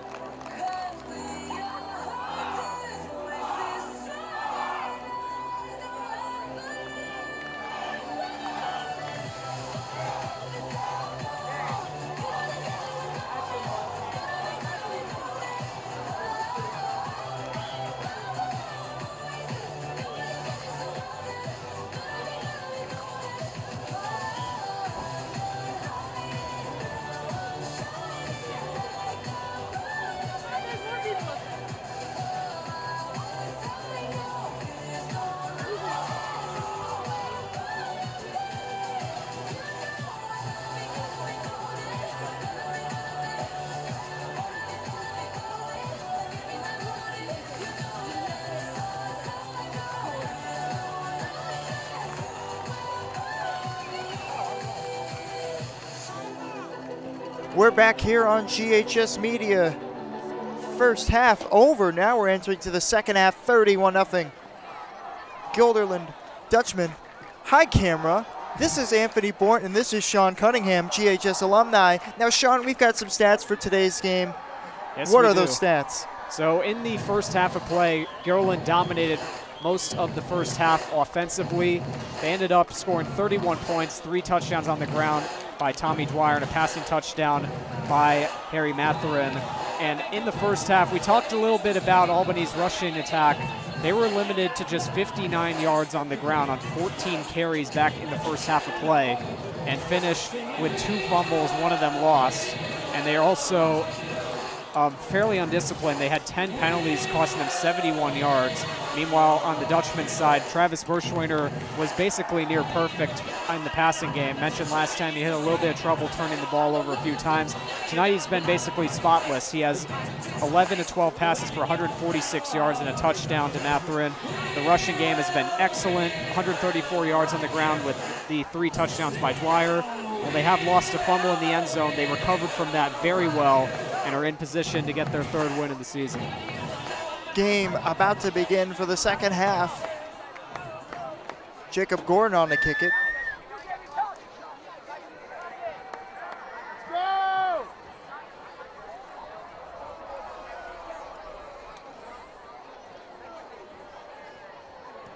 So this time, Albany will start off with the ball after the Dutchman received first. And Gordon with the place kick duties. He will start it off. And a nice kick. Deeper kick there. That'll be returned by Edwards Grant, still on his feet. They've had a lot of good returns, and he'll be forced out of bounds. Reed will shove him out. He'll get to about the 42-yard line. So a nice return there by Edwards Grant. I believe he'll be shoved out at the 40. And Albany wants to come out of the second half desperately with some kind of offense here. They were very limited, as I said, back in the first. But this time, a good start on the return. We're going to have to see what results from this drive. But we've also mentioned this team isn't a team that passes the ball a lot. We kind of saw a little bit of the reason why. They had a few incomplete passes back in the first half. But now Jaquin Thompson back under center. He'll throw the first. Thompson will throw to Beckett. Beckett will get to the 49, around the 50. Very close right there. It's going to be McBride on the tackle there, and now got an injured player. Looks like it is. Let's see who that is down. I can't really pick up a number right now, but the trainer is coming out. That is number 9. That's Brian Agwicki. Got banged up on that play right there. I think McBride ended up getting the tackle, but it looks like Agwicki might have gotten tangled up in there. Yeah. On that tackle of Khalil Beckett. So we'll be taking a short break here. 11:31 left in the 3rd quarter. We'll be right back here on GHS Media.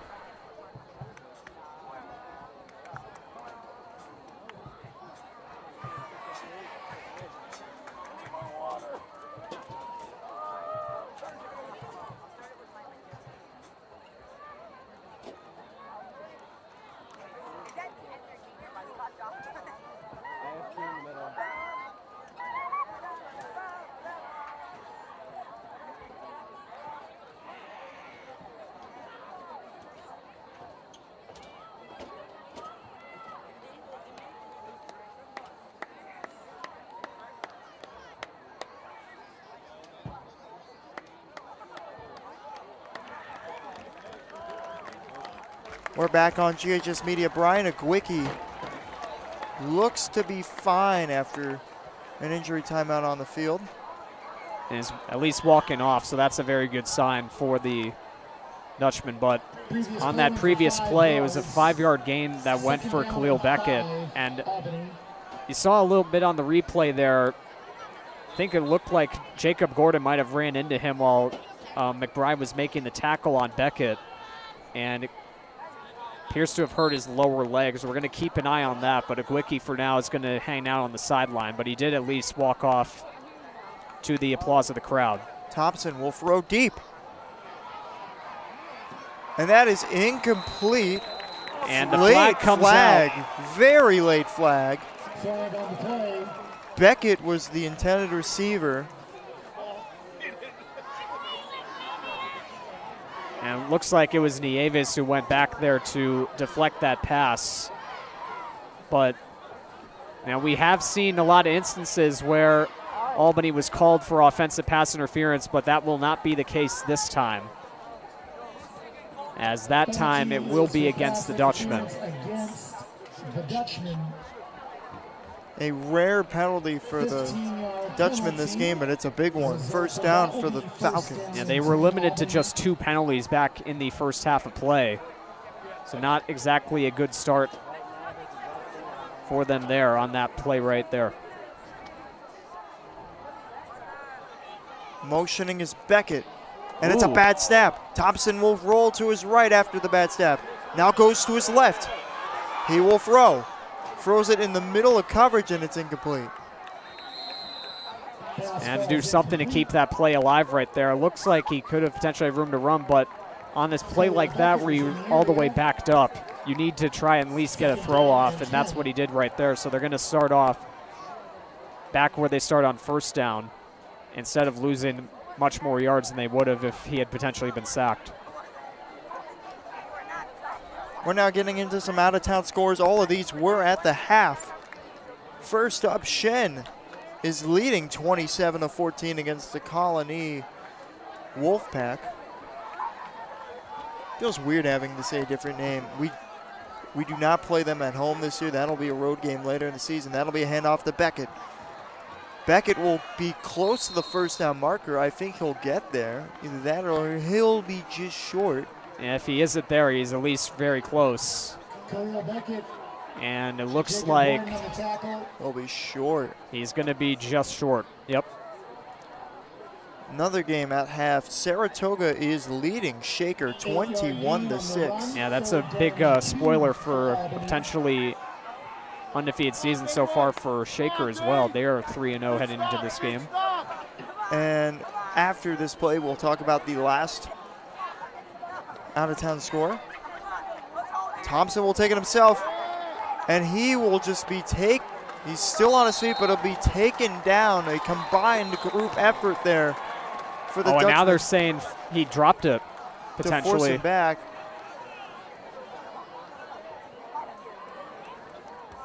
But regardless, Thompson was sacked. Ooh, but look, there's another injury there. Yeah, Joe Montalbano wrapped it around, and see, he went down and looked like he didn't have the ball.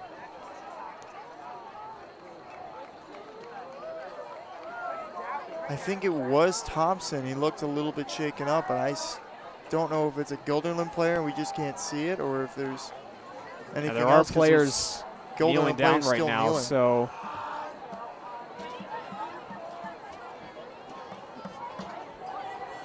I still am very unsure.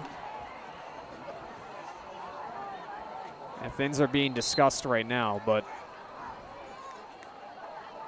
and Thompson was taken down hard on that last play.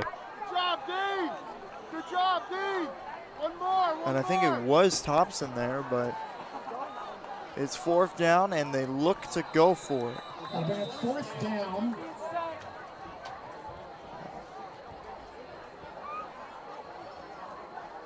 Now there's going to be a conference between refs. I think Thompson is going off the field because of the injury. Yeah, Thompson is going to go off right now, and at this rate, you wonder at this point if Timeout Albany. they're going to try a potential play here with Beckett taking a snap here, but for now it's going to be a timeout. So our final out-of-town score is a game between CBA and Schenectady. CBA is leading 63-0 at the half, and we have just gotten word CBA has added another touchdown. It is 70-0 CBA. That is a wild It's score to just- have. Even at halftime, we thought it was crazy that that kind of score would be at halftime, and then another touchdown makes it 70. So they've scored 10 touchdowns. Or, yeah, that'd be Yes. right. Yeah, 10. Even more. Maybe even more. But at this rate, there's got to be a time where in that kind of game, you kind of have to lay things off a little bit more. Unless it's a play which you get handed a touchdown on a pass or something. 4th down. They will go for it, I believe. Looks like Beckett's going to take the snap. And they will hand it off. Can he get the first down? Yes, he can. Still on his feet, taken down just past the 15-yard line. That'll be Edwards Grant on the run there. Rohan Edwards, the ball carrier. So a direct snap to Khalil Beckett on that one. Huge gain. Yeah, that's a big play right there, keeping the drive alive. And with Thompson on the sideline for that play, you figured a run play would be coming. But with Beckett taking the snap, we figured it might be him. Instead, we see Edwards Grant, and he gets a nice burst of speed on the outside, and he's able to break through and get the first down. And now good news for Albany, Jaquin Thompson is back out there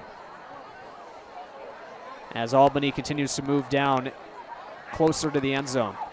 That's a bobbled snap there.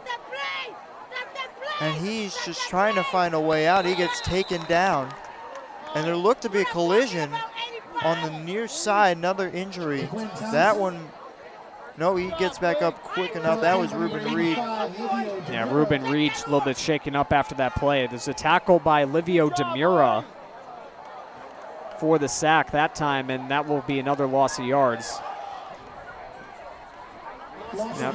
Albany having a little bit of trouble snapping the ball in this game. We had another instance where that led to a safety back in the first half. They've had a couple of dropped fumbles, a couple of high snaps. And Albany's backed up a little bit further now. 2nd and long for Albany. Thompson will throw. And it'll be way out of bounds. 3rd and long now for the Falcons. The intended receiver pass got out of bounds in the end zone.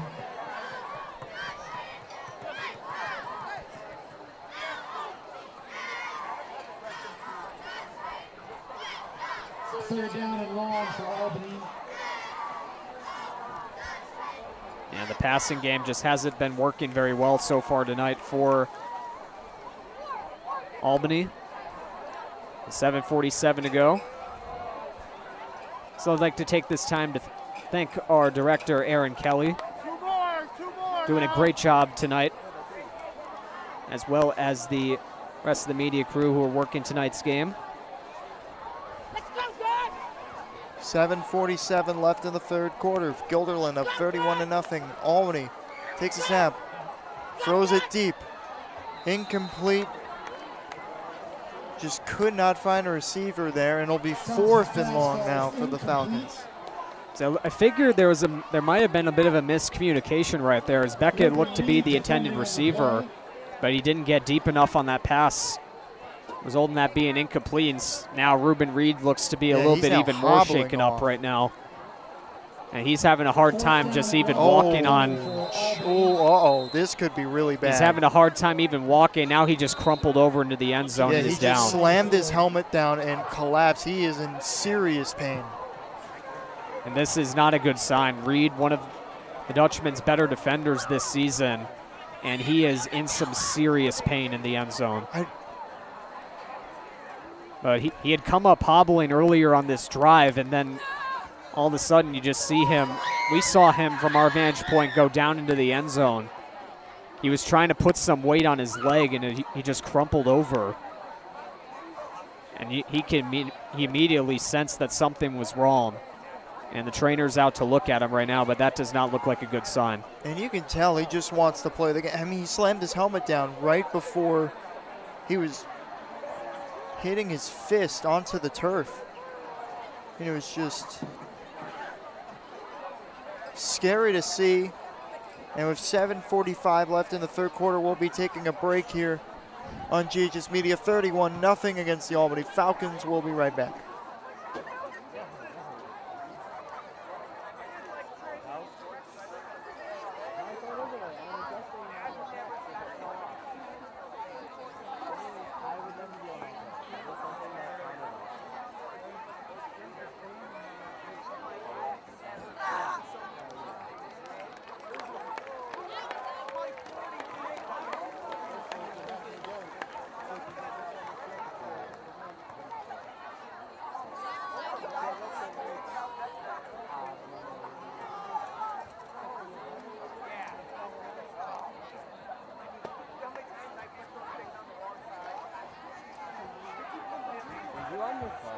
We're back here on GHS Media, 7:45 left in the third quarter, 31-0.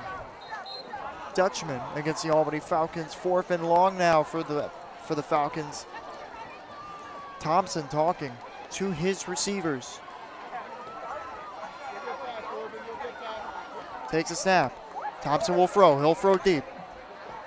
And that is incomplete in the end zone. Yeah, I thought that was going to be caught at first, but right at the very end, it came loose. And the Dutchmen are going to take the ball back. There were no flags on the play. And what could have been the first chance for Albany to score tonight instead goes up in smoke, as the Dutchmen will return to offense right now. Ashad Boyd was the intended receiver there. Let's take a look at this one really quick. Oh. That is a different play.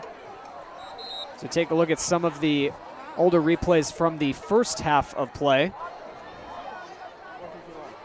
The Dutchmen have had a very good night on offense. Let's see if it continues now. Berschwinger will throw to Dwyer. That'll be a completion. And that'll be an easy first down for the Dutchman. He's gotten a lot of the plays this game, and he is still rumbling. A little bit of a juggle on that pass, too, from Berschwinger, but Dwyer having a great game, adds to it with that reception right there. Easy first down on the first play of this new drive. I'm also sad to announce that we have lost another balloon to the night sky. We need to add some fun in this game. It's been weird. We need to add more fun, Sean. I'd like to see more fun on this drive. And that'll be a handoff up the middle. McBride will get it. It's an alternating running back so far, and both of them have picked up first downs. McBride right up the middle on that carry. Picks up a little bit more than 10 yards. The ball will be placed near the 45-yard line. Dwyer now going onto the field. I feel like now, I mean, this is just a hunch of what we've just seen. This could be true. This could be what they're doing. This could not be.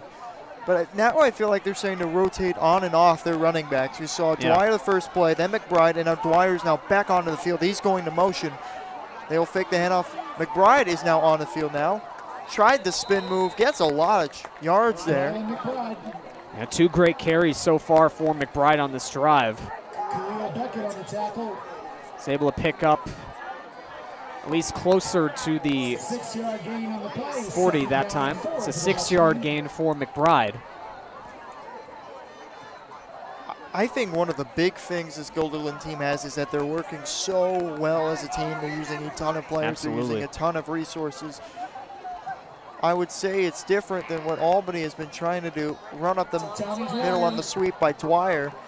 I don't know if he got to the first down marker, but really I feel like they've been running the ball so much, but they haven't really been, converting. That'll be a first down for the Dutchman, by the way, but it's really been Thompson and it's been Beckett. You haven't really heard much of their other names. The Dutchman team today. And Boyd's been targeted a few times, though, but he hasn't been in the vicinity for a pass for the most part. But most of the plays have been for Beckett on the ground, and they haven't really been working out as far as that goes. So it's been strange tonight because I expected to see a little bit more from their offense based on how they played the first few games, but it hasn't been working out for them so far tonight. That'll be a handoff to McBride. McBride gets thrown down just short of the 30. And good chunk of yards there. Just short of the first down marker. I think he's got 2 yards to go there. I thought he had a lot more on that play. And it's from a different vantage point. You can't really tell in some of these carries, but running backs working well on this drive. Now maybe look to pass. Berschwinger to throw. That'll be caught by Demura. He's able to go out of bounds. A nice reception there. It'll be a first down for the Dutchman. Feels like every catch that Demura has made tonight has been a big one. He's gotten first downs on quite a few of his receptions, and that one no different right there. So they line up first time on a passing play. Berschwinger, nice efficient pass, and Demura is able to keep his feet in bounds for that catch and get the first down. Nice job by him. looked to be an 18-yard pass there. Nardone is now motioning. Here comes Ferillion. He will get the handoff, but he is just stuffed. He's trying his best to get somewhere on that carry, just cannot get there as a couple players for Albany tangled up with him. Should be a bit of a loss there.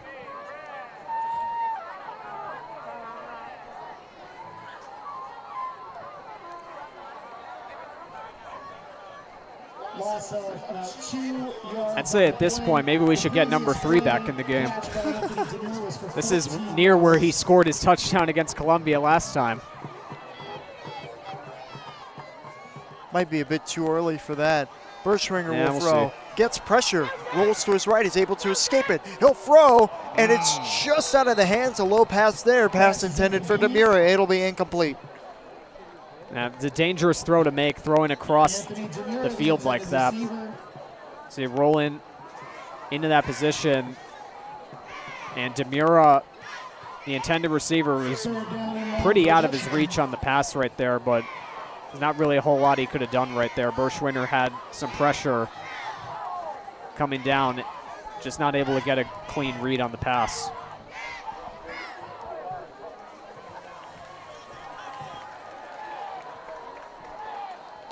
Berschwinger motions. McBride, he'll go behind him. They're just going to throw it. A little bit of a, I believe, a mountain option. I could be wrong. It's a backwards pass right there for Berschwinger to McBride. Not going to be enough. Does pick up quite a few yards. So now let's see what they do on this play right here. Yeah, it's been a while since I played college football 26. I tried to remember what the play was called. And Berschwinger looking to stay out there on 4th down. Very interesting play call. Again, up 31-0. They're not going with the kick.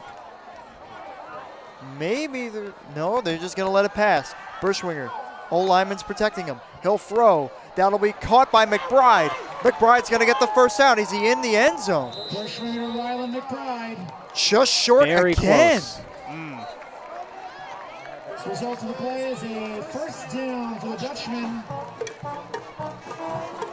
So McBride now First down and goal. coming close to the sideline here. Picks up another great play on offense there. He gets a hug from Xavier Nieves. Again, the congratulations on the sideline. He was wide open on that pass. And with everything working so far for the Dutchman on this drive, had to expect that was coming. Ball is inside the 1-yard line. They look to be in, and he is in for 6. Touchdown, Dutchman. Another Number 4. one. Number 4 for number 4. How about that? It's 37-0. Having a monster day. How about you just add to it? They go for it on 4th down. The prior play, get the first down on the pass to McBride. And you make that was probably one of the easiest calls I think the Guilderland coaching staff has made. Just give the ball to the guy who's been so reliable for you all game. And he gets it in for number 4 on the day. Beggs will kick it. The kick is good. 38-0 Dutchman. With 2:32 left in the 3rd quarter. We've still got a whole nother quarter of football left, everyone. 37-0 Guilderland over Albany. We'll be right back here on GHS Media.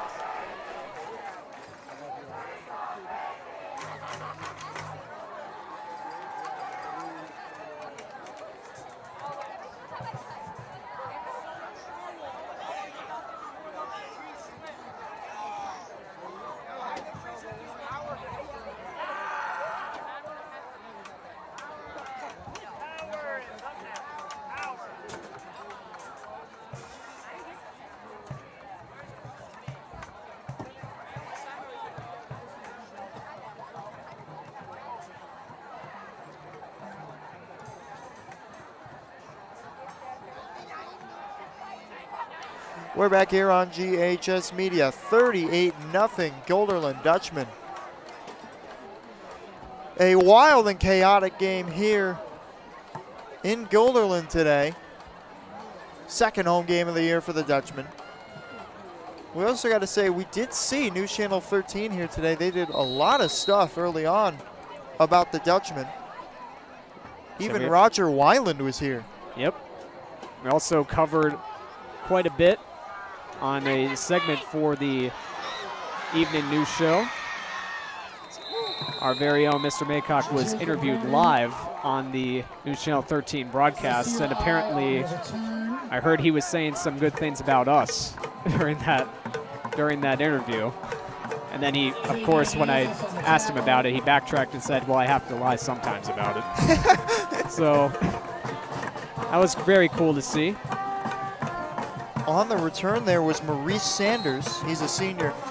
Albany, I feel like this game has been really good at the return. It's just when they get more on the offensive side of the ball with the run game, it has not worked out well for them. First down at the 45 for the Falcons. And timeout on the Dutchman.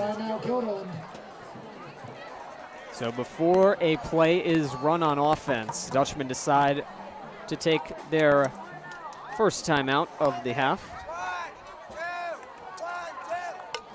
So with 2:23 left in the third quarter, 38-0 Dutchman over the Albany Falcons. We'll be right back here on GHS Media.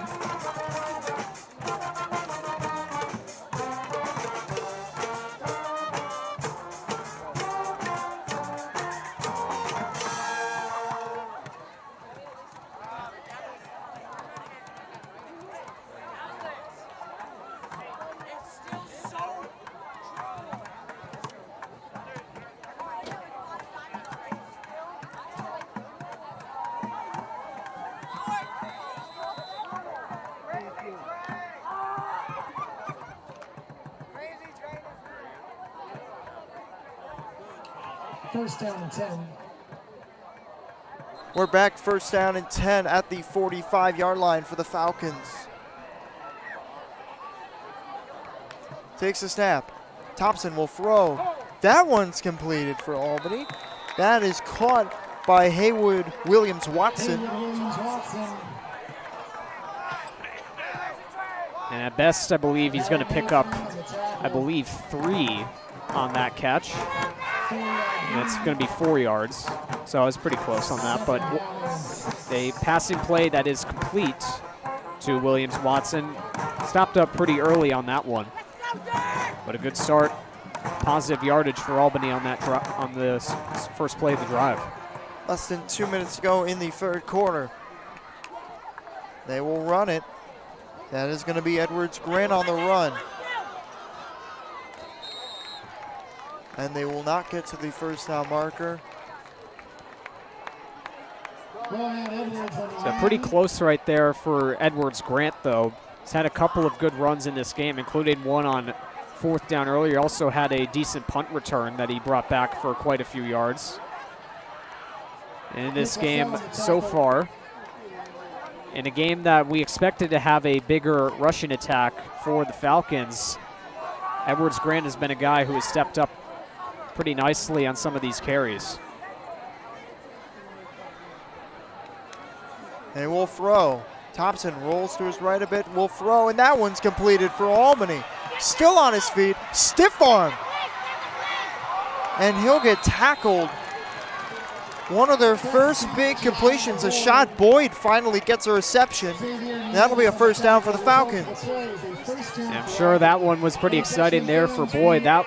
He's been targeted quite a few times in this game. Wasn't able to get a clean catch, but that time he was able to pick one up downfield. And a very nice play right there, trying to avoid some tackles. And he was able to get by and place the ball right near the 30-yard line. Very big completion right there for the Falcons. They will run it with Beckett.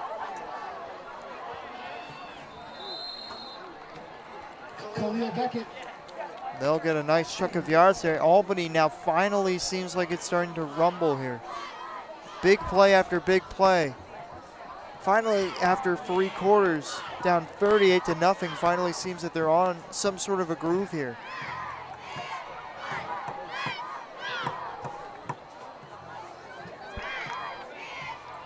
Second down and 4.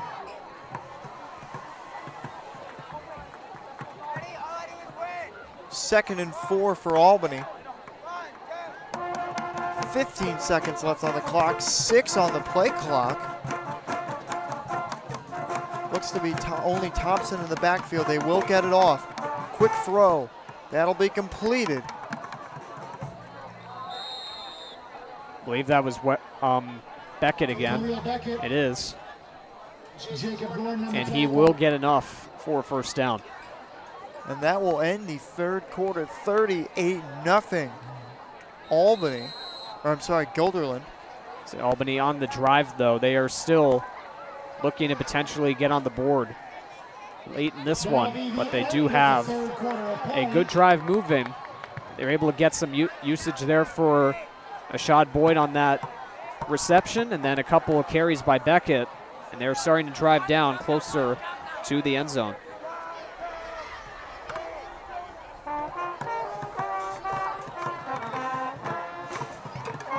So after 3 quarters, we'll be right back here on GHS Media, 38-0 Dutchman.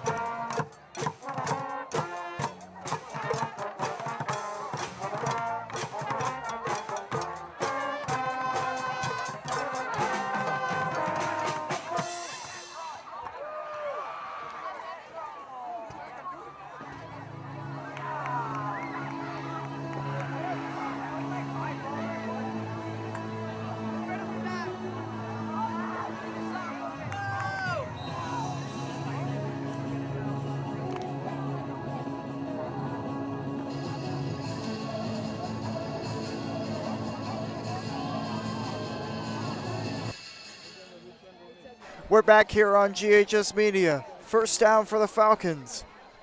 And it's a bobbled snap. Did they recover it? Who has the football? Guilderland is saying it's theirs. Nothing coming out of the pile.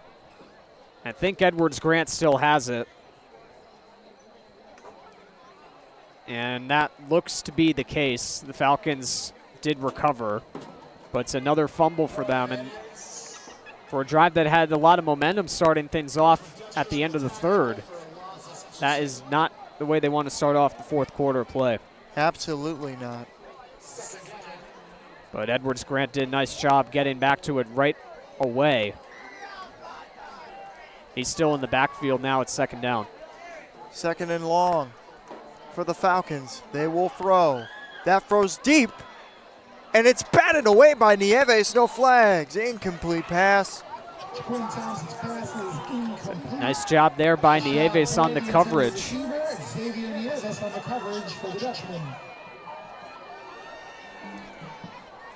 Nieves has also done a lot this game. He's been great for the Dutchman today.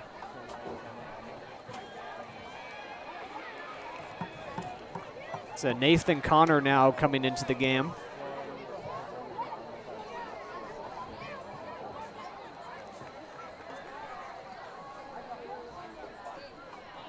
Third and long.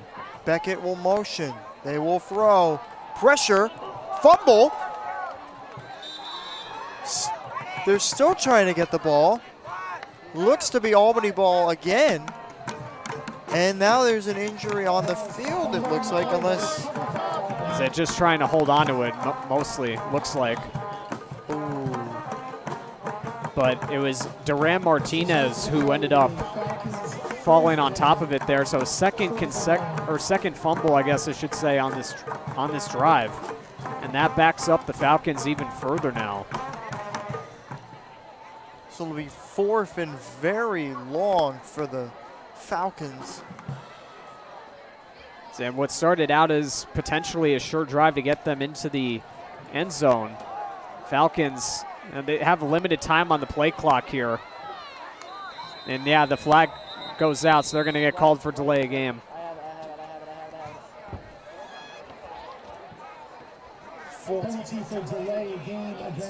Fourth and very long now with the delay of game. So it's officially going to be 4th and 25 for the Falcons, so they need to make a big play happen here. 5 yards on the penalty. Again, 4th and 1. to keep the drive alive. And they still want to go for it. They're going to need a deep ball here. Thompson will throw short. Still on his feet, tackled on the far side of the field. And it'll be way short of the first down marker. It'll be another turnover on downs for the Dutchmen, and they will get the ball in decent field position. And you're just hoping there that if you're Albany, you're just hoping there that Beckett could have potentially gotten loose and had a big play like he has so many times in the first few games of the season. The Dutchman defense once again doing a great job preventing that. And Beckett once again stopped short, and the Dutchmen will be heading back out on offense, and Berschweiner is going to remain in for now. I can't help but imagine at some point we might be seeing a new person come in to take the snaps, because it is such a lopsided affair at the moment. You got to figure we might see someone else come in. I don't know if they used a backup quarterback in the game against Columbia, but that'll be a run. Nice tackle there. That was number 22 on the run, Ethan Altieri. So more backups coming in. So now do you think it's the time for Abdu Berea? Well, I would trying to see love if it. he's on the sideline at the moment. And yeah, he still is. They had Xavier Farilli, and he's lined up as a receiver right now. Now he's going to come back. They will run it with Altieri. Altieri goes to the outside. Still going. Still going. Not down, and he'll be taken down just after the 40-yard line. It'll be a first down for the Dutchman. Yeah, he was trying a little bit of a stiff arm there on Maurice Sanders near the sideline, trying to get that play. But he does enough for a first down, his first couple carries right there. So you're bringing out all the guys from the bench who can run the football, and they have a ton of guys who could, on this team that can do it. They've done very well tonight. So they also got Hunter Benner out there.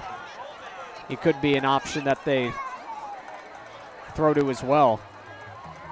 They will run it again with Altieri. He's trying to bust through, still going, still on his feet, his feet. And he'll be down around the 46, 47-yard line. And some powerful runs right here for Altieri, but now we got an Albany player down. And I can't quite pick up the number from this vantage point now, but the trainers are coming out onto the field here. And I'm not sure who it is at the moment. So it might be number 6, Andrew Diaz. It's down on the field, getting looked at now by both trainers. And he seems to be holding on to his head. That's not a very good sign. Not good at all.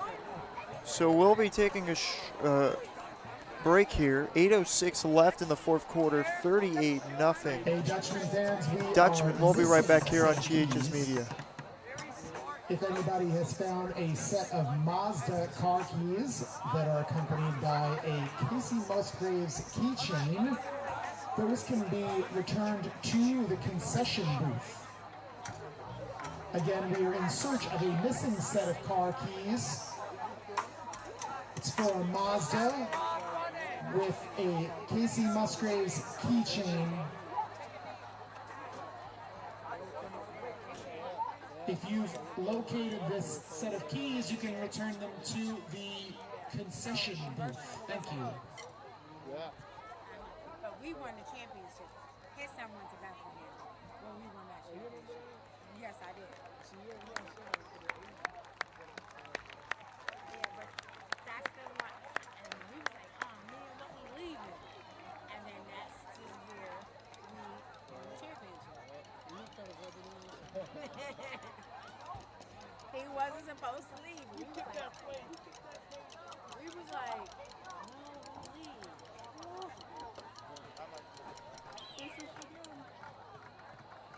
We're back here on GHS Media. The injured player was Isri Marrero. He's a senior for Albany, and he just looks so disoriented after that play when he got up. Yeah, it's definitely not a good sign for the Falcons right there. It's always tough seeing a player go down like that. Didn't really look 100% right as he was getting attended to, and now he's going to be looked at on the sideline. But hope for the best for Marrero. Hopefully he is able to get back on the field very soon, but it doesn't really look too good right at the moment. But sending him and the team well wishes, hoping he gets better very soon. So it'll be second down for the Dutchman. They'll hand it off to Altieri again. He's been getting a lot of yards after, I believe, the tackle. I could be wrong there. Just short of the first down marker. He will now get the first down. 7:30 left in the fourth quarter. It is 38-0 Dutchman.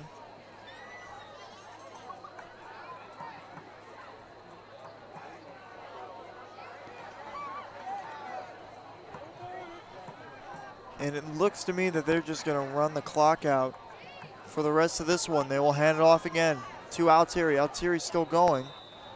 Only gets a yard on the play.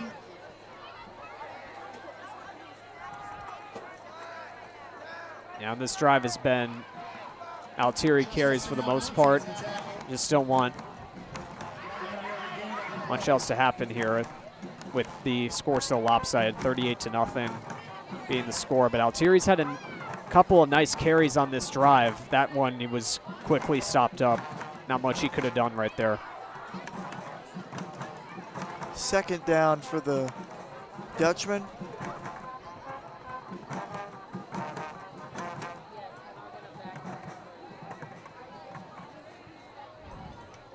Motioning is Ferillian. He will get the handoff. He's got a big boost of speed. Still going. Gets past the first down marker. It'll be a first down for the Dutchman. That's a nice carry right there after the last carry got pretty much blown up by the Falcons defense. Ferillian, who has had quite a few nice carries for the team this season, he got like you said, he got a nice burst of speed on that one, and he gets the first down. So a nice key play right there. Get the Dutchman a little bit closer to putting up the score a little bit more.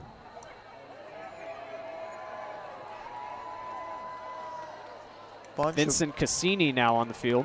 There's a bunch of players that came off the sideline for the Dutchman. Yeah. Justin McClure is out there as well. And there, the whistles will blow. Looks to be a timeout. Nope, delay of game on the offense. Yeah, they had to hurry a little bit to get the play started here. Quite a few guys were still running onto the field, but they just weren't able to get things done in time right there.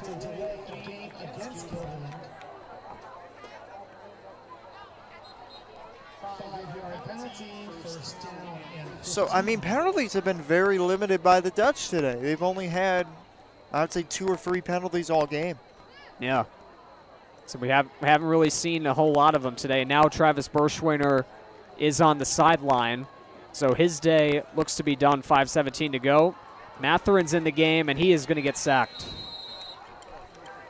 First play with Matherin in as quarterback, and he just gets taken down close to midfield. As Jaden Moses looked to be on the tackle right there.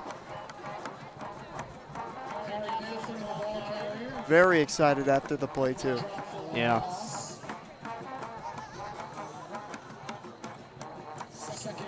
Yeah, it was him and Alex Syme, the junior, on that play right there. Moses got the most of that tackle, though. But now we got Matherin lined up with Altieri in the backfield. Matherin will hand it off to Altieri. And it looks like Matherin, no, I think Altieri still had the ball there. He gets shoved back even more. So 2 huge plays for a loss on back-to-back dropbacks for the Dutchmen. So now it's 4th down.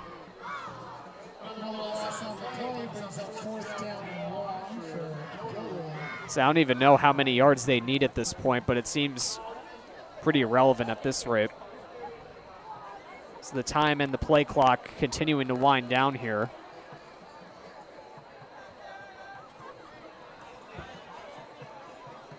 And that's right, they might just rather run down and then call a timeout or something. I think that's what they're doing. And they will let the delay of game go. There's a flag, so delay a game. So it'll be 4th and very, very long. And Abdu Barea once again coming out to punt. The fan favorite back out onto the field again. He only has 1 punt in the day. And it was a very good punt. So well within the 10-yard line. The last punt by Barea. So now we see what he can do here. 3.5 to go.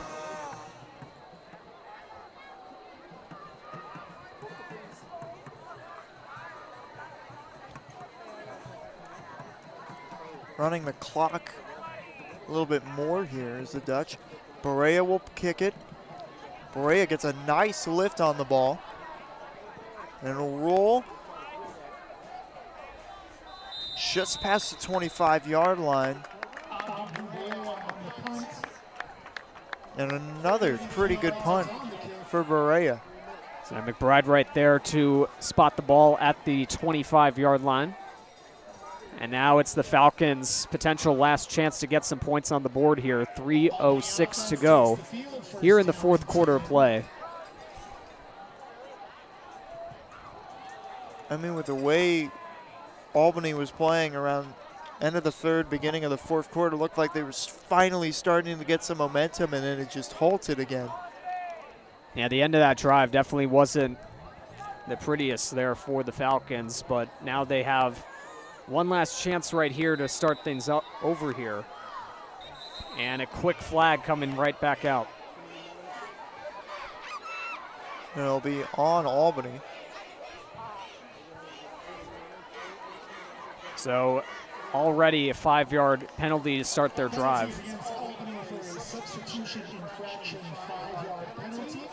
So it's a substitution infraction call over the PA.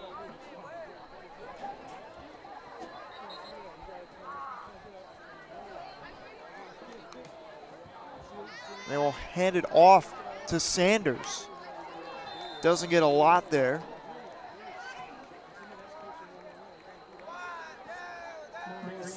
At this rate, some of the top players on offense, Beckett looks to be on the sideline at this point. They don't want to risk injury for further games. They already had Marrero go down earlier in the 4th quarter with his injury, so they don't want to risk it.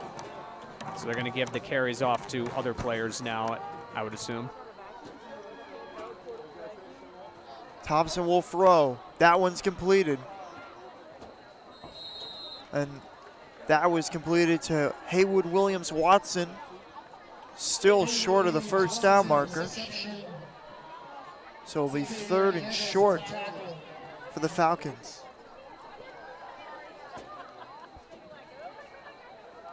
Yeah, time continuing to wind down here in this one. And so can I just say what an honor it's been to be back here at Homecoming commentating this game with you, my friend. Thank you very much.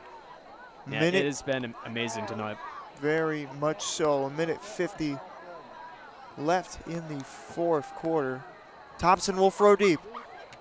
Has a man just over the hands of Williams Watson. It'll be incomplete. It'll be 4th down for Albany. And the 2 number 15s going head-to-head right there. Nieves back with the coverage. And we've seen quite a few overthrows tonight by the Albany offense, and that one no different right there as Watson not able to get the hand on the pass. Nieves right there for any sort of misplay.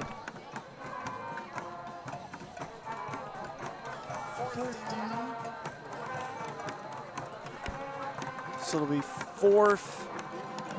Looks to be 2. Minute 40 left. They will pass. He will throw to number 0 of Albany, and that is incomplete. And that'll be another turnover on downs. Guilderland will get the ball back.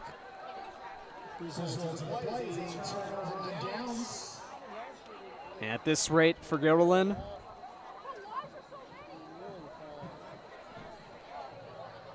it has been confirmed, although it basically has been based on how the game has gone so far. 31 points in the first half, an additional touchdown scored in the second half.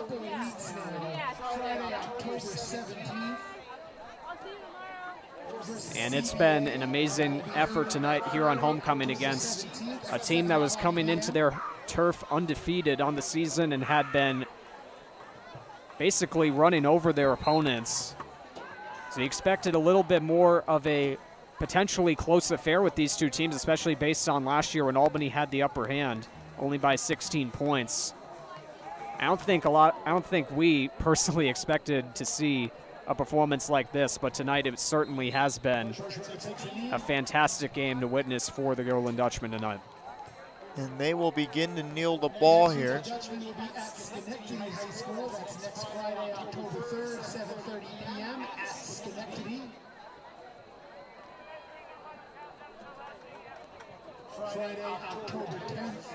We would just like to thank real quick for the help of stats here, Jim Malone, the voice of St. Rose, who I know very well. Thank you for the stats in today's game.